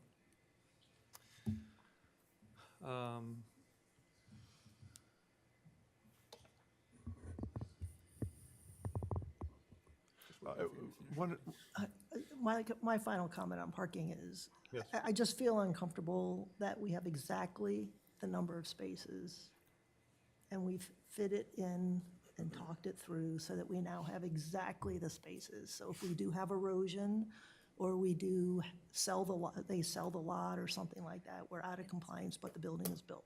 I would say, but it's We'll almost we'll setting tell up them, for you know what, failure. you have to remove one table in the restaurant. Sure. You will fix this. I mean, It won't be exactly anymore. to the point we are, I understand, and I'm not trying to be difficult, but to the point we are meeting the regulations and hear you with the theoretical. And as Brendan said, you know, if that case were to come, it would automatically trigger a site plan amendment where we'd be non-conforming, and the applicant would then be subject to providing some other way that it would bring it into conformance, or they would essentially lose their CO. And it's, I would remind us on the panel that, as the chair said after the public comments, we have to rely on the ordinances and not our opinions. Well, But with But the we also don't event know- parking and We don't know how doesn't many mean we people are don't- gonna be in the restaurant. But we It also, doesn't mean we don't discuss what the ordinance allow No, I and don't allow. But if understand. someone says, I think we need more parking space, and it's a personal feeling, I say that is not appropriate on the board. well, Thank you. actually, part of the board's job is to also consider future development. Fine, but the ordinance says But that I understand what the when the ordinance. development happens, it will come before the next board. I don't think it's fair for us to not consider the parking if in the event this applicant sells that lot, and just from selling that lot, they're now non-conforming, they're out of compliance. It comes back to the, But, it and comes then, back to the next board. no, because then how does it become incompliant? Finding additional parking, where? or removing rooms. You or- are Or trying- removing rooms. First, you're conjecturing something happening in the future, and now you're trying to figure out how to solve it. That is not our job. Our job Not trying to tonight solve is it. to look at this Raising the application. I'm sorry, questions I was that need to- speaking, I was speaking. Goodness I'll let you speak. Our job here, I'm sorry, is to look at this application as presented. I even said that when I approved reviewing it. I said reviewing as presented, not future anything. Sorry, but that's what we do. Our planning We board have to positions are pretty dimensional. Mr. Chair, I'd like to move on to something that we agree on, or we can discuss. I don't want to get into an argument with I another don't have member. anything more to say on this This is topic. my last meeting, and I said I was going to sit here and be a good boy. And so far, I'm going to get slapped all around by my mommy, So you, 'cause I have not been a good boy. you brought up if the lot sells. I also had that concern. Is there a way to tie, if that lot ever sold in the future, you'd mentioned, It would trigger, it would trigger a site plan amendment, so so would they have to come back for a site plan amendment prior to the sale of the lot? that would be the cleanest legal solution for them. Otherwise, they would be, if they, let's say hypothetically, they sold off that lot, code enforcement could have the, or I think actually does have the authority, I don't want to speak for them, to issue a notice of violation, in which case they could result in fines for the owners. It is effectively a ticket, so they would need to come back into compliance and address that problem immediately. And judging by the site, they would need to come back to the board. So the board would have every right to determine how that goes about. But to Crystal's point, it is building up to this site, it does call into question how that would be brought into compliance. The board has other avenues. Being in the YBPC zone, there is the opportunity to have off-street parking elsewhere, but that would need to be proven in the application, I would say, just to make sure that there is no question that this will be kept in compliance at all times. So I need to make sure I understand this. So what if the applicant decided to lease 10 spaces in the parking garage to another business in the Short Sands Beach? Lease it and have it signage that says this parking space belonged to Joe Blow's Bologna Company. He would not be in. So then what would happen? It's just, In my own professional opinion, they would be out of compliance because you are explicitly. idea, right? Yeah, because you would be explicitly taking spaces that are meant for this use for another use. right, so it's exactly the same result. It's as if, just because this is a lot across the street, it's suspect that that someone might do that, I guess. But knowing that that lot provides them the ability to meet their parking requirements so they don't get shut down altogether, right? Which is possible in the long run if the. Obviously, it's in their best interest to not sell the lot, but it is something to consider in the event because a lot of this application is hinging on the fact that they just barely make the adequate parking standards. Does town staff feel that there's enough protection with, as it is, or is there a way to have deeded language? Would a plan note help? A plan that would definitely help because then it would explicitly call out that action and any kind of procedures to follow. So a plan that would be best. Otherwise, I mean, we can tell, staff can tell if we review a plan and see, okay, that lot is now missing from these calculations. It is very clearly out of sorts. But having a plan note that indicates very clearly, if this is removed, then it will be out of compliance. And that they must come back to the board. That is the clearest indication of, look here, you've got to do this. Okay. Does that feel? That's You good. used- When you said code could cite a violation, would it be could or would have to? That depends. If let's say the applicant comes to code and says that they would like to sell it, okay, let me take that one back. Code, if they were in violation, I don't want to speak for code on that because I don't know their procedures in and out. More than likely though, if a plan got rid of their required parking, code would be more or less obligated to issue a notice of violation because they would be in violation of a planning board approved plan. And it was clear on it as a site note. Right. You can point right to it instantly. Right. And if the parking zoning ordinance changed with parking, they'd be grandfathered into the future unless it was Yeah, less. if parking requirements changed, then It would be legal conforming or legal non-conforming. In which case, we have Article 17 to touch on that. I feel a little bit better with that lot across the street. Does that, having a site note at least help? Yes, that does help. But with that, I want to make sure that the application itself notes lot 40-A. I already have that written down. Thank you. Yep. We've been on parking for a while. Are there everyone's comments addressed? Yes. Yes? Okay.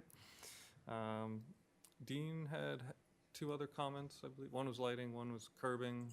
Yep, curbing. One of them, on the detail sheet, I forget the exact sheet number. It's bituminous asphalt as the curbing medium. It is generally allowed, however, per the town engineer, recommends slip-form concrete just because it is more robust, especially whenever you consider plows. So there was that recommendation as well as Had no problem on that. We'll make that change. How is that when it's wet? slip-form concrete. Yeah. Aren't there crosswalks where when you walk across them, I know that there have been some incidents where people slip? They painted them without the grip. They started adding Yeah, grip okay. to it. Yeah, without the Okay. grip. Oh, even with grip, they can be still pretty Yeah, they're slippery. pretty slippery. In this case, it would just be formed concrete, unpainted, unmarked, yeah, Okay. brushed, so The reason I bring it up is because they're close to the beach, so, perfectly understood. no, and that's just outside of weather conditions.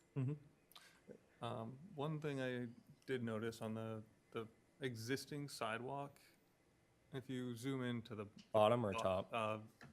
say the loading zone and the front retaining wall. Oh, sorry.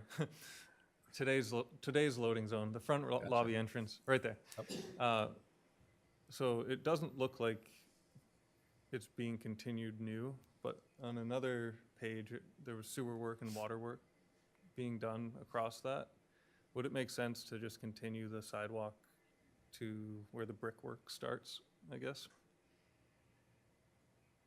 I don't have any objection to that. I mean, what you would typically do with a trench patch, you would just patch the trench, but we can carry it to the front entry. Okay. Yeah, I was just, at the GIS, it already looked like it had been trenched across a couple times. Yep. And then it would be all one cohesive look all the way. Sure. In the rest of the beach, I think they did like a triple course of brick along the curbing.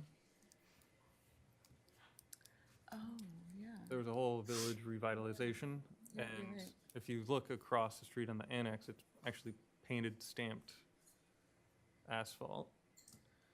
So that kind of brought me to my next question. If after the brick, that cohesive design was brought through the rest of Beach Street, but I don't want to go against what Dean requested. Dean didn't request anything as far as the material of the sidewalk itself, only just the curbing Okay. that's there. So we could check with him and see if that is, if adding I know it's a stamped brick texture. That was in the front, but on all the sidewalks on York Beach has like inlaid brickwork. I don't know if that was to allow electrical work to be done, or what its purpose was, but there was a lot of brick theme that went in between stamping the crosswalks, and I know that's gone away for safety reasons, but the rest of the crosswalks in front of the Atlantic House is all brick.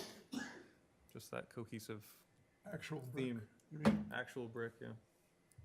Yeah, because the painted brick was dangerous. That was. Yep. And it was a maintenance issue.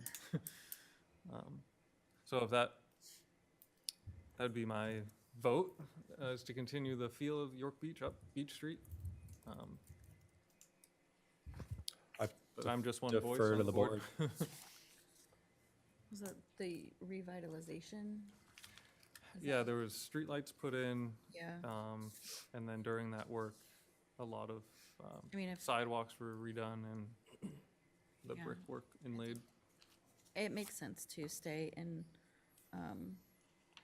conformity with, The look and feel. yeah. Sure. To continue that. I can't find my, I don't know what detail that would Yeah, I say a triple layer herringbone pattern, but I have no idea.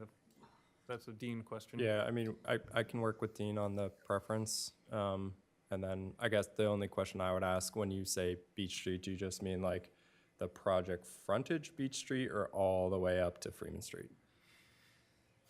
My opinion would be to leave it bituminous. Brick can be a little bit slippery on steep slopes. So Yeah, this was just like the shoulder. yeah, it was Yeah. maybe less than 12 inches of brickwork. Yep. It's 2 running lateral and 1 horizontal, just kind of a staggered. I mean, I could see carrying it through the corner and slightly around, but. Like ending at their parking Yeah, I entrance. mean, as a clean tip down? At the most, yeah, because, I don't know. What's nice about the brick is it kind of gives a visual identifier of where the sidewalk falls off. If they're gonna go up to the entrance, they might as well go down to the street at the top, you know, but I was thinking of the bottom corner. Like where the terrace ramp starts. Yeah, I don't know that we're encouraging guests, hotel guests and so on to be walking up out there on that slope, on that. Well, there's an internal, Yeah, I think the bituminous, or what we show as bituminous right now, is more for the general public. yep, And then the concrete one is more for like the wedding terrace guest residence. And then there's some small knee walls to break grade and also public-private delineation. Whatever, I don't. I'll, if Dean is comfy with whichever, I guess my only preference would be to continue the theme of the brickwork in some form. Sure. It was the York Beach Center Design Standards. Sorry, can you say that again? The York Beach Center Design Standards. I said revitalization, and I'm correcting myself. That was one of the project, yeah. Yeah. There is the design standards, but the revitalization, I think, is Is- when the lights and, Yeah. Oh, so there's talk about it. was I right the first time? I think you were. Oh, I'm gonna correct myself. This was a while back. Sorry. Trying to go off my memory. Dean will know. York Dean will Beach revitalization standards. No, it was just a program that had. I'll just the follow up with Dean. beautification Yeah, of the Dean will beach is what it was. Sorry. There's streetlights and brickwork done, so he'll know. Okay. Curbing, entrance lighting,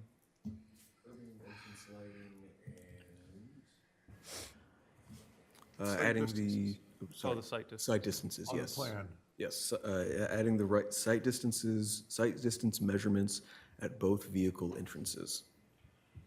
Yeah. And at the plan, on, Yes, on the plans. yeah, got that? Let's Move on. move on to the makeup air screening. I'm a lot happier that that's not on the rooftop, personally. I thought that was the best. Moving that. Oh, yeah, absolutely. What a perfect solution. The screening, Chris had made a comment in his review calling out that the detail wasn't listed. So this is what was submitted. Right. Which shows the actual unit, but there was a note that to be screened at the same parking garage terrace. So this revised one that we circulated to Brendan and Chris earlier this week. What's going on? It was just there. I saw it a minute ago before when you were showing it. Oh, there it is. Just adds the actual screening to. That's the metal louvers Yep. fencing. Yep. Everyone okay with that for sufficient screening? And that's set back anyway, right? Correct. So in plan view, it's kind of tucked into kind of the horseshoe nook behind the building. It's quite a ways in off. It's right here. And that fencing goes all the way around, It'd correct? be 4 sides, yep. So it does need, it's, I think, 5 feet set around because there needs some air ventilation to the actual unit. But yeah, it's 4-sided enclosed. I thought this was a great solution. Yeah, And the yeah, it rooftop. worked out well. Seems like everyone's okay Yeah. with that. That one's great. Site distance. questions? Did you have more comments from, more things on the, did you have more things listed on the comments from the? I thought we covered everything. From the public comment? It was parking, it was the screening for the compactor, blocking the flow of traffic interior to their lot. There was some concerns with noise. Yeah, is it possible, or has it already been discussed, to have a timeframe to allow trash pickup? That was discussed From last time. personal experience, it is a very hard. Well, this is not just your average delivery that's doing 20 others on the street. This is specialized Everything is equipment. yours. Have you had Spectrum come on time to your house one day? So it was discussed in a note number 9, truck loading, which would include trash loading and deliveries between 7 a.m. and 8 p.m. Okay, and just for people's peace of mind, any noise by the trash or by the delivery is going to affect the hotel guests more than the neighbors across the street. Now that we've moved it into the parking area, which is surrounded by a small building. fence and eventually vegetative screening. It's, yeah. it's I mean, it's I gotta- would encourage the owner to have the compactors that they take away and drop a new one. Yeah, and I know that comment was heard. I know that there isn't their intention. And yeah, I can't confirm that that's what it will be, but that is our intention at this point. Well, It'd be wasn't, pretty hard to empty anyway, wouldn't it? No, it's like a cylinder exchange, if you think of it that Oh, way. yeah. So the Okay. Yeah, compactor sits on top and you do a container swap and they empty it back at the yard. Yeah. Okay. and weren't there conversations about deliveries, I don't know really how to word it, but less frequent deliveries? So because you made the storage room bigger, that it would almost decrease the amount of times, Yeah, so you're not talking about trash, you're talking about like Just overall back of deliveries. Yeah, house sorry. deliveries. Yes, that is correct. So with the expansion, there is a substantial amount of additional closets and utility space. So even though we're essentially doubling the rooms, the schedule would remain the same. okay. And the trash is 6 days a week, except in the summer, 7 days, according to what you wrote, correct? Correct. And was there any stipulation placed on backing out of that? Was everybody going to try and head out front end first, Oh, no, out of the, I don't think so. Yeah, it would be back, well, so it depends on the delivery. The way the delivery trucks are oriented, they would pull up Freeman Street and then back into the site. yeah? Trash, again, depends on what type of actual unit, if it's a front loader or a rear loader. So that would be dependent on the actual trash vehicle, whether or not they back into the site or back out onto the street. Yeah, I have more concerns with them backing out onto the street than backing into the parking area.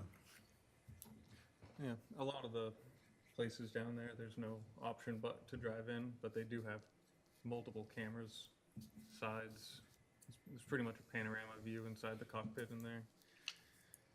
So as far as backing out into traffic, on the they can trash see. thing. On the trash truck, Trash, yeah. yeah. Yeah, I'm not worried about them seeing cars, I'm worried about them seeing little kids. Oh, yeah, absolutely. Yes, that was also a concern of mine, so I do appreciate the landscaping considerations to that concern I brought up. Thank you. Yep, no problem. There was one other public comment. The last one was pedestrians being able to access from Freeman Street down. Currently, are there sidewalks down Beach Street right now? No, So it's, there is a sidewalk on Freeman Street. yep, but there's not a sidewalk down Beach Street. Until you get, I think, to Bolorama. And then I forget where the other sidewalk begins on the other side of It's the actually street. on the corner, right? Yeah, The existing sidewalk stops where the difference between the light gray and the dark gray are. So the hill section of Beach Street would be a proposed new sidewalk. So that would help with the flow of the pedestrian Yep. portion. yeah. That's all we had really for the There public was- comments. There unless was another public comment about the rooftop. Oh, yes, Noise, but I also, the roof deck. roof deck, thank you, roof deck. But then I also had a concern about privacy for neighbors. What does that site look like, other than noise? From but- the roof deck into the neighbors, the roof deck looks over the ocean and you can't actually see behind you. Oh, no, good. Yeah. So any noise would be projected To, Ideally. up and forward versus rear facing. Yeah. and they would follow the same rules and regulations as, like, In on the Blues on the other side? Yeah. Or, yeah, any restaurant. Or would have the same- Sandollar? Yeah. Okay. So Piano 10 bar is night. that- That one's closer. Is that 10 o'clock? I believe so. Like the tiki bar is, okay. So does that mean that the deck, there's no access to that deck after 10? I don't know if there would be any restrictions on the rooftop deck. I think similar to other restaurants that might go over, it would be a noise violation with code. How do you get there from the restaurant? To the rooftop deck? Yeah. Actually, that's a good question. I didn't see that in the plan.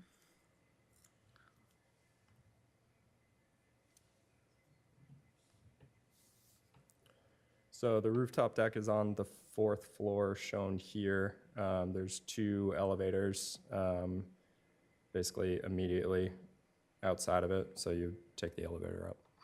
Is that for guests only? I would assume so, but I don't know. That would be a question for management. If not, I'd be curious on the seating Gu- addition. Guests only, I mean, I'm sure like wedding, like Okay. guests and guests Patrons only. adjacent. I'm just looking back at calculations if there is seating, if members of the public can That, go there and that have seating dinner is up there. calculated as part of the seating It is? requirement. Okay. Yep. Great. I can't imagine people off the street taking an elevator up 2 floors, going to I'd do that. I would. Well, I yeah, have. locals I should have. know that, but Little hidden gem. Why would you not? But there's no service up there, is there?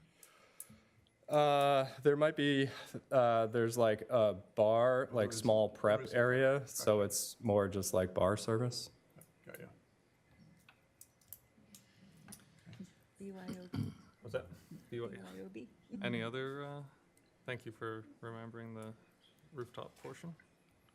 No, I think. Parking lot I access. feel like we, There was comment about accessing the beach through their parking lot, but that's that's not really Civil. for us civil thing. to decide, yeah. There's no ordinance Ordinance. stating that you have to allow public to go through your lot.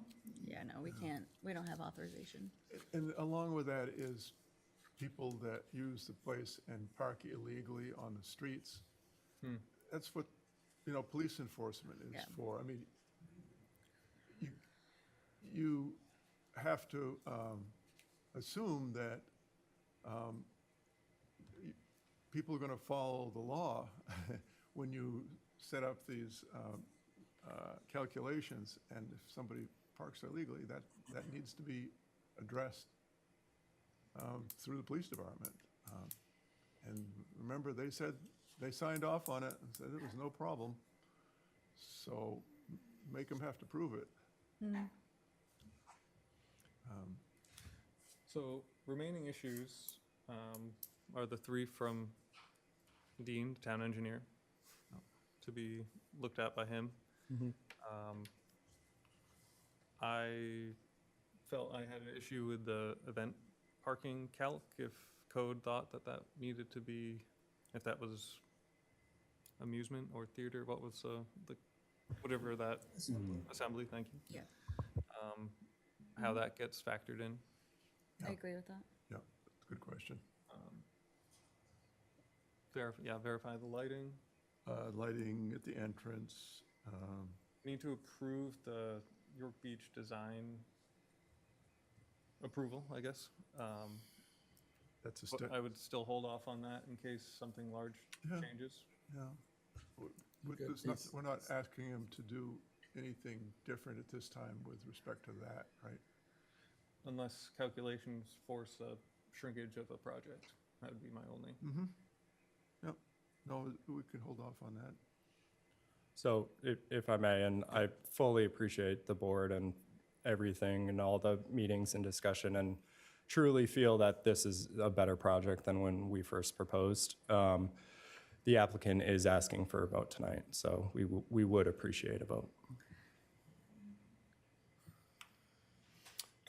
I don't blame him, Yeah. but I don't think we can. No, Yeah. I agree. I think there's too much to do as a condition, personally. It's Would not we- a right. yes or no, this file was handed in. Yep. Um, As, it- Well, You know, you, it's ver- you did deem it complete?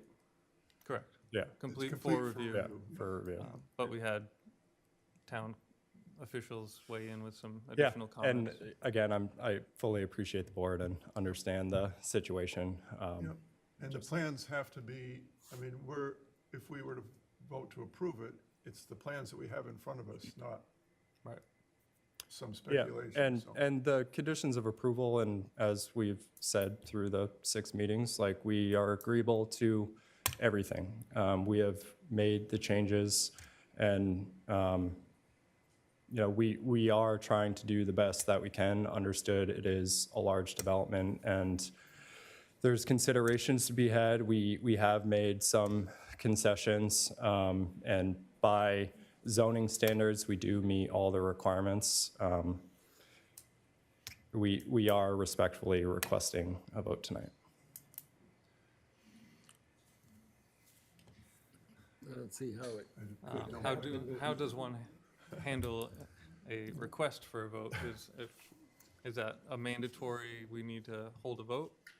No, the board has the right to decide whenever it votes, whenever it feels most comfortable that the application is complete and meets all of the standards. This can include the zoning ordinance, site subregs, and in this case, the YBVC design standards as well. yeah, and if we were to vote and not, if enough members here didn't think there was enough correct and complete information and therefore voted no, the whole thing could go down. Yeah, And I'm not sure you want that at this point after 5 meetings. And I would also say, if I may, Mr. Chair, the whole idea with the preliminary approval is to say conceptually and largely this meets this. However, the final approval goes through every nook and cranny with a fine-tooth comb to make sure that everything is met. So the purpose of this level of review is to go into that level of granular detail. And especially an application that has this many complexities, potential complexities. I mean, it's one thing if we were just looking at a building and a driveway and some landscaping. Sure. It's I any number I of get it, issues. and I fully appreciate the Yeah. board's point of view and the request. It's just coming, it's not coming from me, it's coming We from the applicant. respect your request, but I don't think we will do anything with the request for a vote. Tell the owner applicant, that would be a mistake if we were to insist on a vote. Yeah, It might be- his might not, his would- might be a response, mistake. and I'm, again, not trying to be difficult, his response is. messenger. that I am the messenger, don't shoot the messenger, please. His response Gotcha already. is they're prepared, either way that the vote occurs. Do you feel that you have adequate notes, information on all of the issues that we're asking to be corrected? Yes. I would, Mr. Chair, I want to make a motion to continue the application until receipt of complete information. Could we have a slight discussion before your motion? Yes. I was headed in that same thought process. We do have some applications coming down the pipeline. Yes, we have, I think, 7 in total, one of which we can discuss later of just priority on the queue. But in this case, moving it to a meeting or continuing it to a meeting or a date certain. Right, that's what I was getting yeah. at. If there was, I guess, does the board feel, or whoever the chair would be, would decide on when to place this unless we continued it to a date certain if the applicant felt they could be ready by next application hearing. Next hearing would be the 23rd of July with an application deadline of the 6th, Of what date? What's the deadline? July 6th. That would be your submission date. Yeah, provided I can get those actual comments from Dean, but yeah, shouldn't be a problem. And then I guess the clarification on the parking. Yeah. Yep, send me an email and I'll work with code immediately on that one. So we can get everybody the correct information. And a new number of the restaurant seats. That's all included. That's already included? Yeah. Yep. Okay. Okay. So do a date certain? Okay. Yeah, I want the existing restaurants seats as well. He said that will be included. No, existing No, and he said- and he said- coming. I wanted coming, she wants existing. Oh, So we get the both of them and compare them. I can get you. Ready. To include the terrace seating, right? Yeah. Which That's my includes the question. terrace. Sure. Mr. Chair, I would like to make a motion. I move that we continue the application from Union Bluff Hotel expansion, 8 and 10 Beach Street, map 24, lot 35, 36, 37, and 40-A, until the meeting of July 23rd, 2026.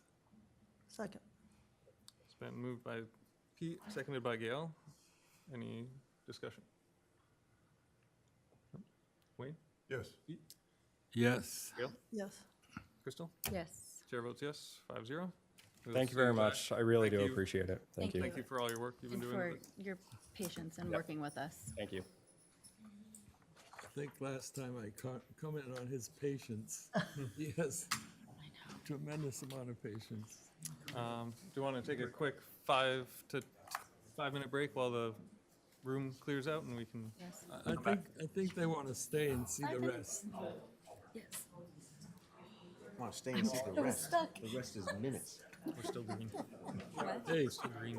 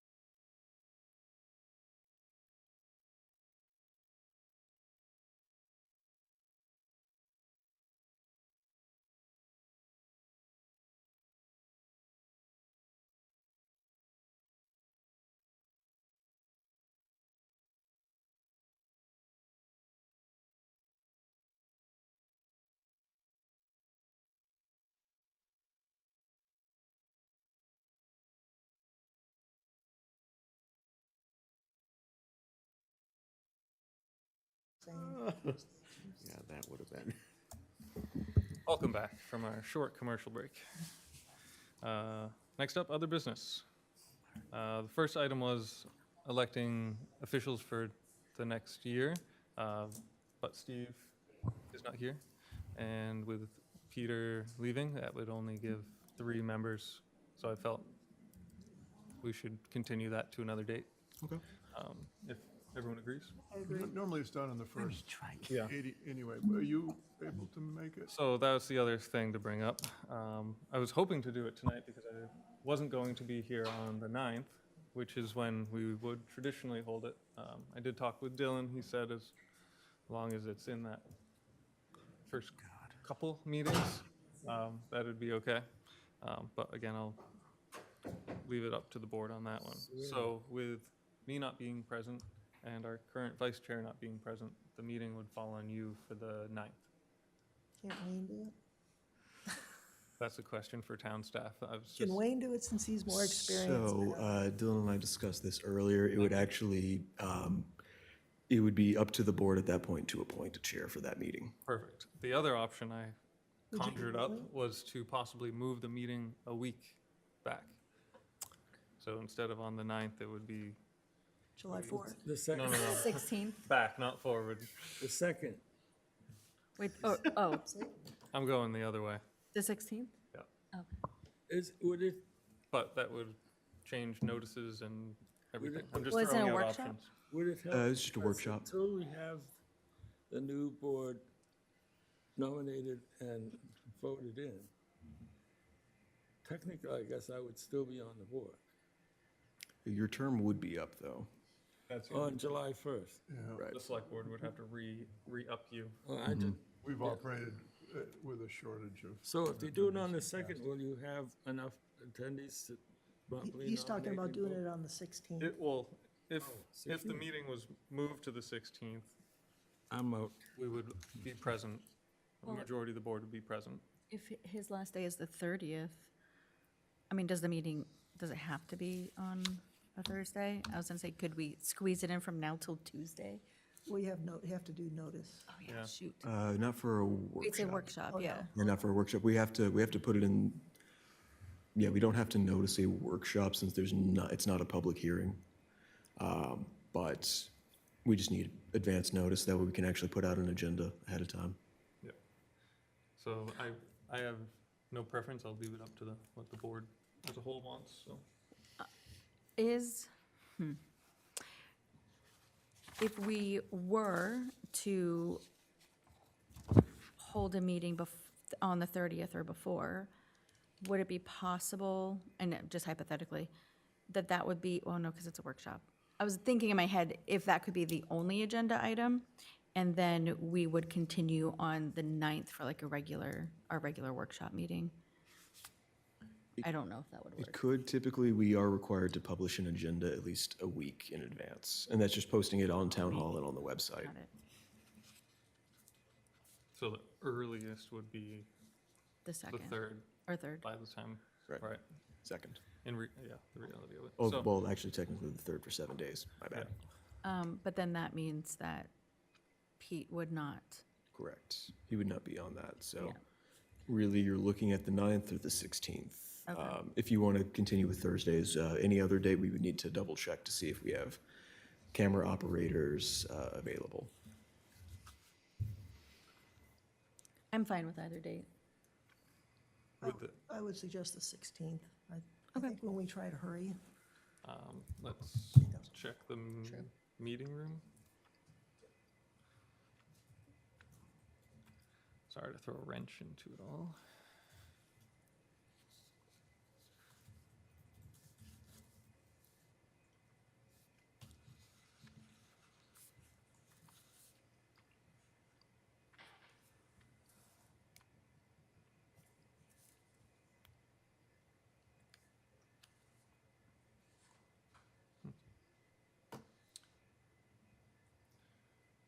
I feel like the library changed their thing a little bit.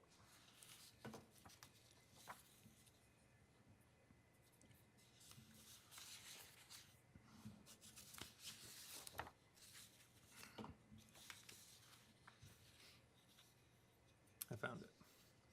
Just got to get to the date.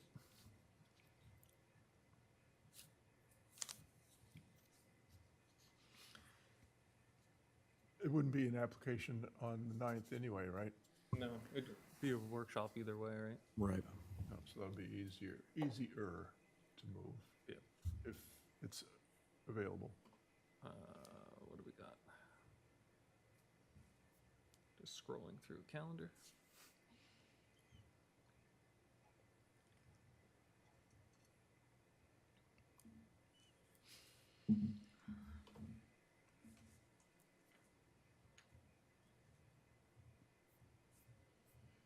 Okay. So Thursday, the 16th.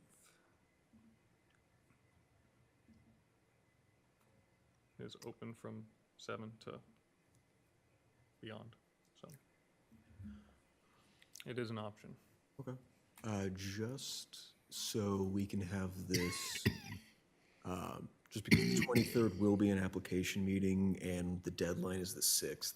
That's normally the date that staff contacts the chair and we set up what the agenda is for that meeting. Would the board like to appoint any particular person to be the chair for staff to go back and forth with? Just that way, it's still a determination between planning board member and staff, or just a planning board member has the final say on it. So it's not staff pushing an agenda. Yep. Wayne, would you like to I'd be be glad, acting chair? I'd be glad to. Okay.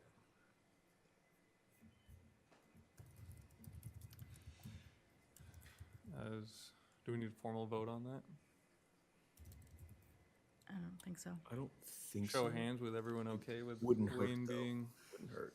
the acting chair? Show of hands to approve? Yeah, in favor? In favor? Yep. Yeah. Yes. Okay. So that's that one. MS4. Yes, so it's a best management practice, or BMP, for our stormwater systems, or MS4 permit, to address and inform and update the planning board on changes regarding stormwater. This was provided by Christy Rabaska of Integrated Environmental Solutions. There's our Integrated Environmental Engineering. This goes over the changes to the statewide stormwater program. I'll just give a little bit of background. I won't read the entire document for the sake of everyone's eardrums. But the background: in 2013, the town of York became subject to the MS4 general permit. The most recent general permit, 2022 to 2027, requires that each community implement 6 control measures to protect stormwater from pollution. These include public education and outreach, public participation, illicit discharge detection and elimination, construction runoff control, post-construction runoff control, and pollution prevention and good housekeeping. The town has formed a collaborative called the Southern Maine Stormwater Working Group, or SMSWG, with Elliott, South Berwick, Kittery, and Berwick, to complete the common elements of the general permit in a cost-effective manner. The town stormwater management plan and a fact sheet about the program are available on the Public Works Stormwater page, which is drainage-York DPW. As an update to the low-impact development standards, the board has been updated on this topic previously. For the 2026 update, there have not been significant changes, and the following is a brief summary of the status. The 2022 to 2027 MS4 general permit requires that the town incorporate low-impact development standards into its ordinances. The town has partnered with Have we SMS. already done that? Yes, we have. I'm sure on a recent case, we in fact required LID to be performed on a development to expand its lot coverage. Right, so this would expand and require it. Right on, it would encourage, it provides an avenue for the town to encourage LID. Okay, thank you. The town partnered with SMSWG and received grant funding to develop a model ordinance for LID standards. The town then submitted a letter to the Maine DEP in September of 2022, identifying how they would implement the standards of the model. Maine DEP approved the town's approach in December of 22, but Friends of Casco Bay appealed the approval, saying that the standards were insufficient. The Maine Board of Environmental Protection ruled on the FOCB appeal in October of 23 and require that Maine DEP address the deficiencies. Maine DEP addressed the board's requirements with a set of standards dated June of 2024. Several MS4 communities commented on this set of standards, so the Maine DEP issued another set in November of 24. Additional comments were provided to DEP, and another set of standards were issued in April of 2025. More comments were provided by MS4 communities in May of 25, and DEP issued a final set of standards on August 1st of 2025. The final set of standards was appealed by the City of Lewiston in judicial court, and as of June of 2026, this appeal has not been settled. On a parallel track, the Land Bureau at Maine DEP began to update the state Chapter 500 stormwater management regulations and the Maine construction general permit to incorporate LID. These standards are ongoing, and it will be another year or two before they are finalized. Skipping along here, but town staff will continue to follow MS4 LID standards closely and be prepared to assist, and we will be prepared to assist the board in understanding the changes, whatever changes come their way and their implications. The permit renewal process and a change of consultant. The permit is actively being renewed. Their staff is currently working on a new 5-year plan. And additionally, when the new permit is issued, the regulated area will incorporate the 2020 census and draw in additional communities within York County. SMSWG towns are working with SMPDC to write an RFP and select the consultants that will help us on this. SMPDC is reaching out to towns, to the new towns that will be regulated as a result. The town is continuing to complete its tasks and maintain compliance with the general permit.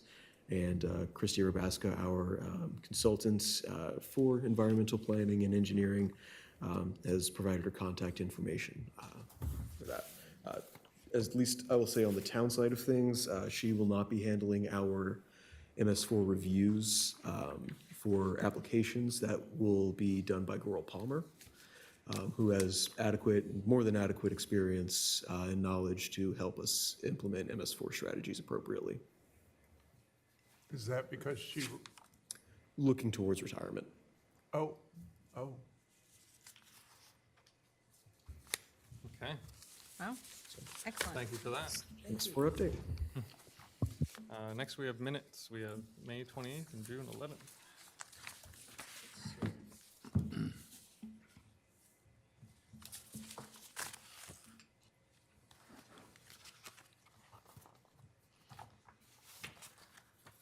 Start with the 28th.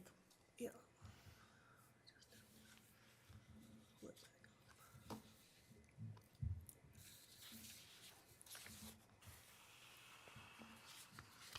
Well, These are the ones that I believe we had some major changes that were sent and they were for forwarded, rework. they were forwarded to this meeting to be reviewed again. Re-reviewed. Perfect. Well, I go ahead then. I saw some things on the second page. Line 58 and 59. Approve the chair to participate in the discussion even though he is an abutter to the application. I would put a period there and scratch out to participate in the discussion. Because it already said in participate. the line before. Line 60, I would take the word "the," 1, 2, 3, 4, fifth word.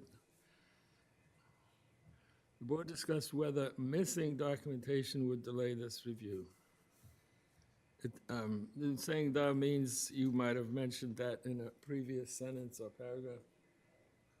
As if you talked about it and then discussed the missing documentation, you would use the word "the." But this is saying, this is letting you know there is missing documentation in this one sentence, right? Don't worry about it. Anyway, 63. At the end of the sentence, I would change the "and" to "or." Even though it appears material is missing or incomplete. And I think that, wait a minute, maybe not, I don't know. And yeah, that's it. Because we've already gone through it before. Yep. Any other? The comments, I just was making sure that the intent of what the changes were that we wanted, everybody was good with that. Yep. But, Yeah, otherwise it's, I believe it says what happened. yeah. Okay. Motion to approve? I'll make a motion that we approve the minutes, planning board meeting minutes for Thursday, May 28th, 2026. 2026, as amended. Second? Moved by Wayne, seconded by Crystal. Take a vote. Wayne? Yes. Yes. Gail? Yes, Crystal? Yep. Chair votes yes, 5-0. June 11th. I thought June 11 was fine, but Does People thought anybody something. for sure, or can you go on your computer and type it in? Archaeological, I imagine patients went and checked it out, but some reason it looks like it has a extra letter in there. It's just my brain is like, boing. ARCH. No, the A-E-O part Yeah, in the the middle. A is not, what number is that? AEO, No, it's A-E-O, A-R-C-H. Yep. AEOL, archaeological. It could be right. It looks, EA, not AE. Can you, someone just type it in anything and it will come up and tell you Yeah. if it's right or okay, wrong? give me ARCHAEO. AEO is, or just EO. So I thought it should be EO. I didn't, I thought there was an ARCHAEOLOGICAL. So it is correct. Thank you, Yeah, patience. it's an it's, I think it's sort of a more obscure spelling, but it's, That's all right. That's good. Oh. Line, so this Webster as well. good. There's variance. I have a question about on 54 at the end, and the whole sentence. Brendan said he prepared to revive the use tables, which includes 127 commercial uses. Non-commercial categories are smaller and would be easier to address if they were separated and handled separately, even if it just said separated. But what do we mean non-commercial categories are smaller, meaning smaller than commercial? fewer in number. So if they were fewer in number, Wouldn't that be residential? wouldn't you want to separate some of the Wasn't that what we commercial were uses? discussing? Because I thought it was that the 127 commercial uses needed to be broken down into Thinned out. either thinned out, because it seemed to be some duplicates, or broken down. I thought that's what we Yeah, were doing. I'm guessing that it's easier, it's a cleaner division between residential and commercial. It's more arbitrary how you divide up commercial. So maybe you'd want to do it all at once. That's what I understood from that. Right. And the non-commercial categories were already broken up into some different other Subcategories? categories, right? Yeah, so it's, Well, I No, just it say, was. I think, No. commercial is commercial. There wasn't Commercial is like commercial, yeah, we didn't- retail commercial or anything. Right, it was just commercial that was on there. Non-commercial would be residential, civic, and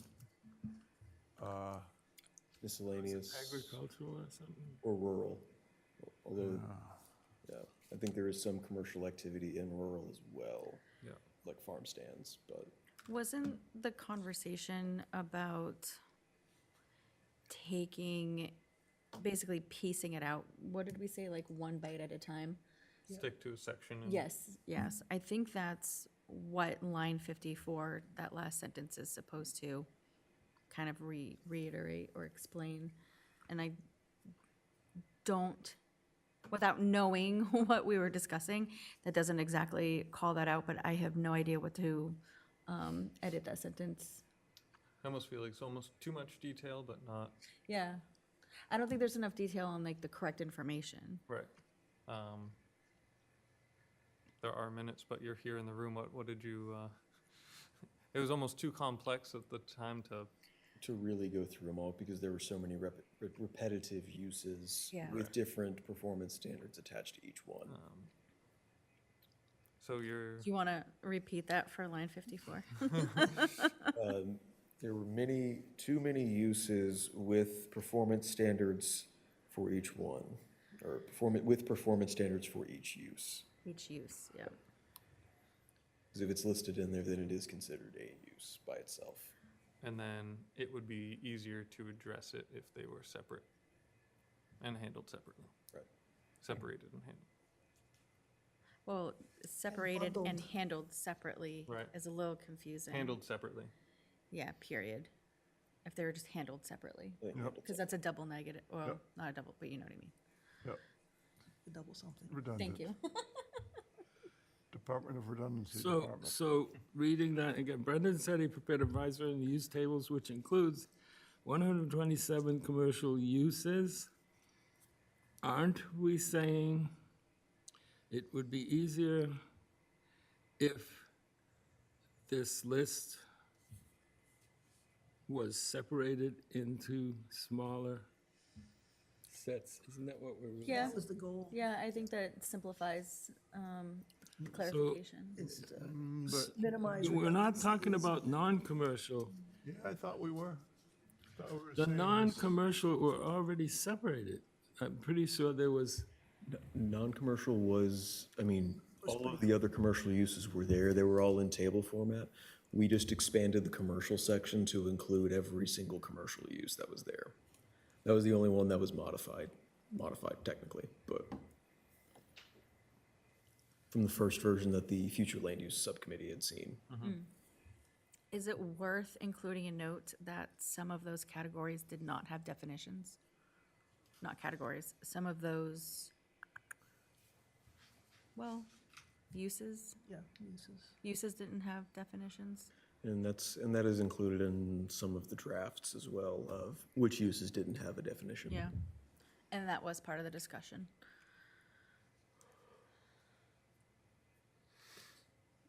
But it's just the minutes. Right. It's what we talked about.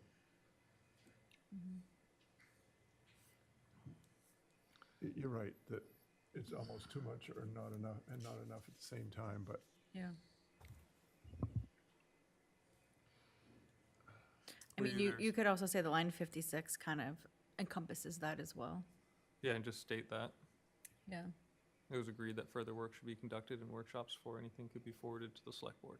Correct. you might have 54, say, which include 127 commercial uses. It would be reasonable to separate them. And then 56 could say that, is saying that. It's agreed further work should be conducted. So you're saying strike non-commercial categories? Yeah, because I don't think that was the case. The non-commercial case, they are smaller, but the end of that sentence doesn't make sense. They're smaller, so they don't need to be broken down, right? yeah, I understood it differently. It wasn't just that the 127 needed to be separated, it's that they were repetitive, overlap, contradicting, there was problems with the 127. And I understood it as, if we take the non-commercial aside, it'd be easier just to address them separately because it doesn't get into all the complications of 127 confusing commercial uses. But maybe I misunderstood the. But then what are you going to do with the list of 127 to make it easier to work with? I think it was the fact that Yeah, there it were was line so many 56. uses Yeah. that it'd be easier to break them up and handle them You know, separately. it's too bad, when I put this folder together this afternoon, I found my work, which I had done 3 different versions of that list, if you remember it, I did. I found it, and I went, and threw it into my paper, my recycled shredder? paper. No, I have a box. Oh, okay. Paper bin. I put them into my recycle bin Oh, and threw it okay. in the trash. So, I think, yeah, what the idea here is they need more work. Yeah, And it's agreed that further work, so we could probably put, Brendan had prepared a revised version, use table 120 commercial uses, period, take everything out. It was agreed, further work should be conducted before anything is forward to the selectmen. That would be sounds good safe. to me. I like Sounds that. great, sounds great. That'd be safe. Line 62, oh, forgive me, but there's no comma after the July 1st, 2027. Patience, I didn't say that. So 66 and 67. Workforce Affordable Housing Overlay District Amendment to the Select Board for the consideration on the next ballot as amended. Well, the ballot wouldn't be amended, so that shouldn't be there. And maybe you just take it out because we're already talking about workforce affordable Yeah, housing, right? I would just take out as amended. just take as amended out.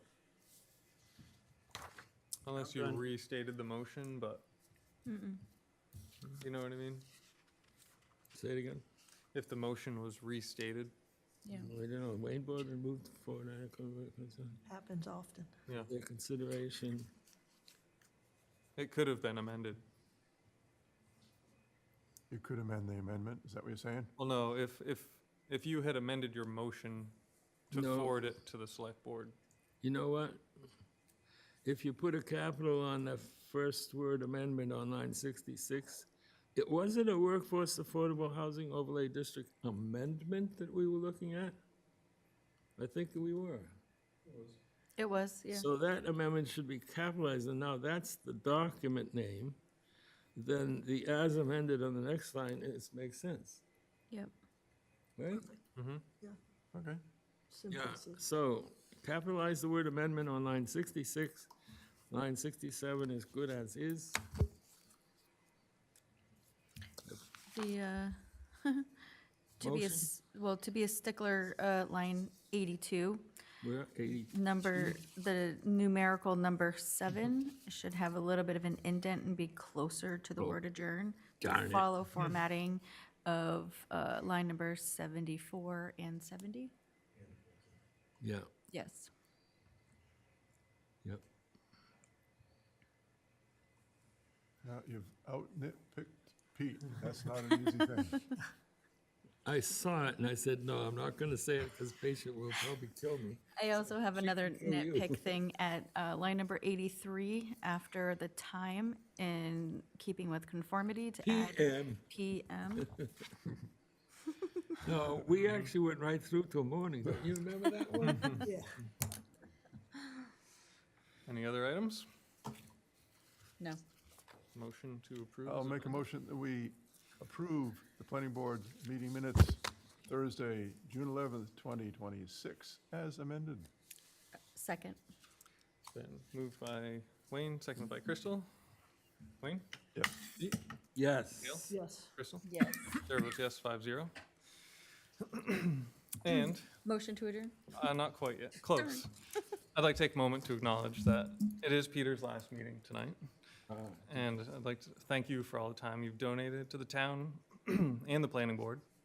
And I'd like to thank you personally for helping me navigate the planning board when I first joined. And you have fulfilled a key role in helping the board follow procedure during meetings, along with sharing your expertise while reviewing documents. You will be missed, and thank you very much. You didn't say anything about my bad humor. That's to be included in there. It's implied. Yep, Thank you. thank you. Thank you for all you've done.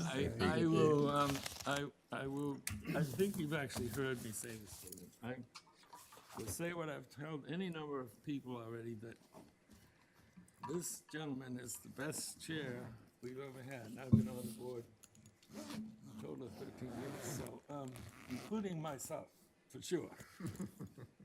This guy does it. Unfortunately, you can only serve so many years before you have to be replaced, so. I agree. Learn from him, I agree. right? I'm looking forward to the break. All right, Thank you all. Motion to adjourn. we can adjourn. 9:59. You've only done it 1 year, right? Two. You have done two? Absolutely.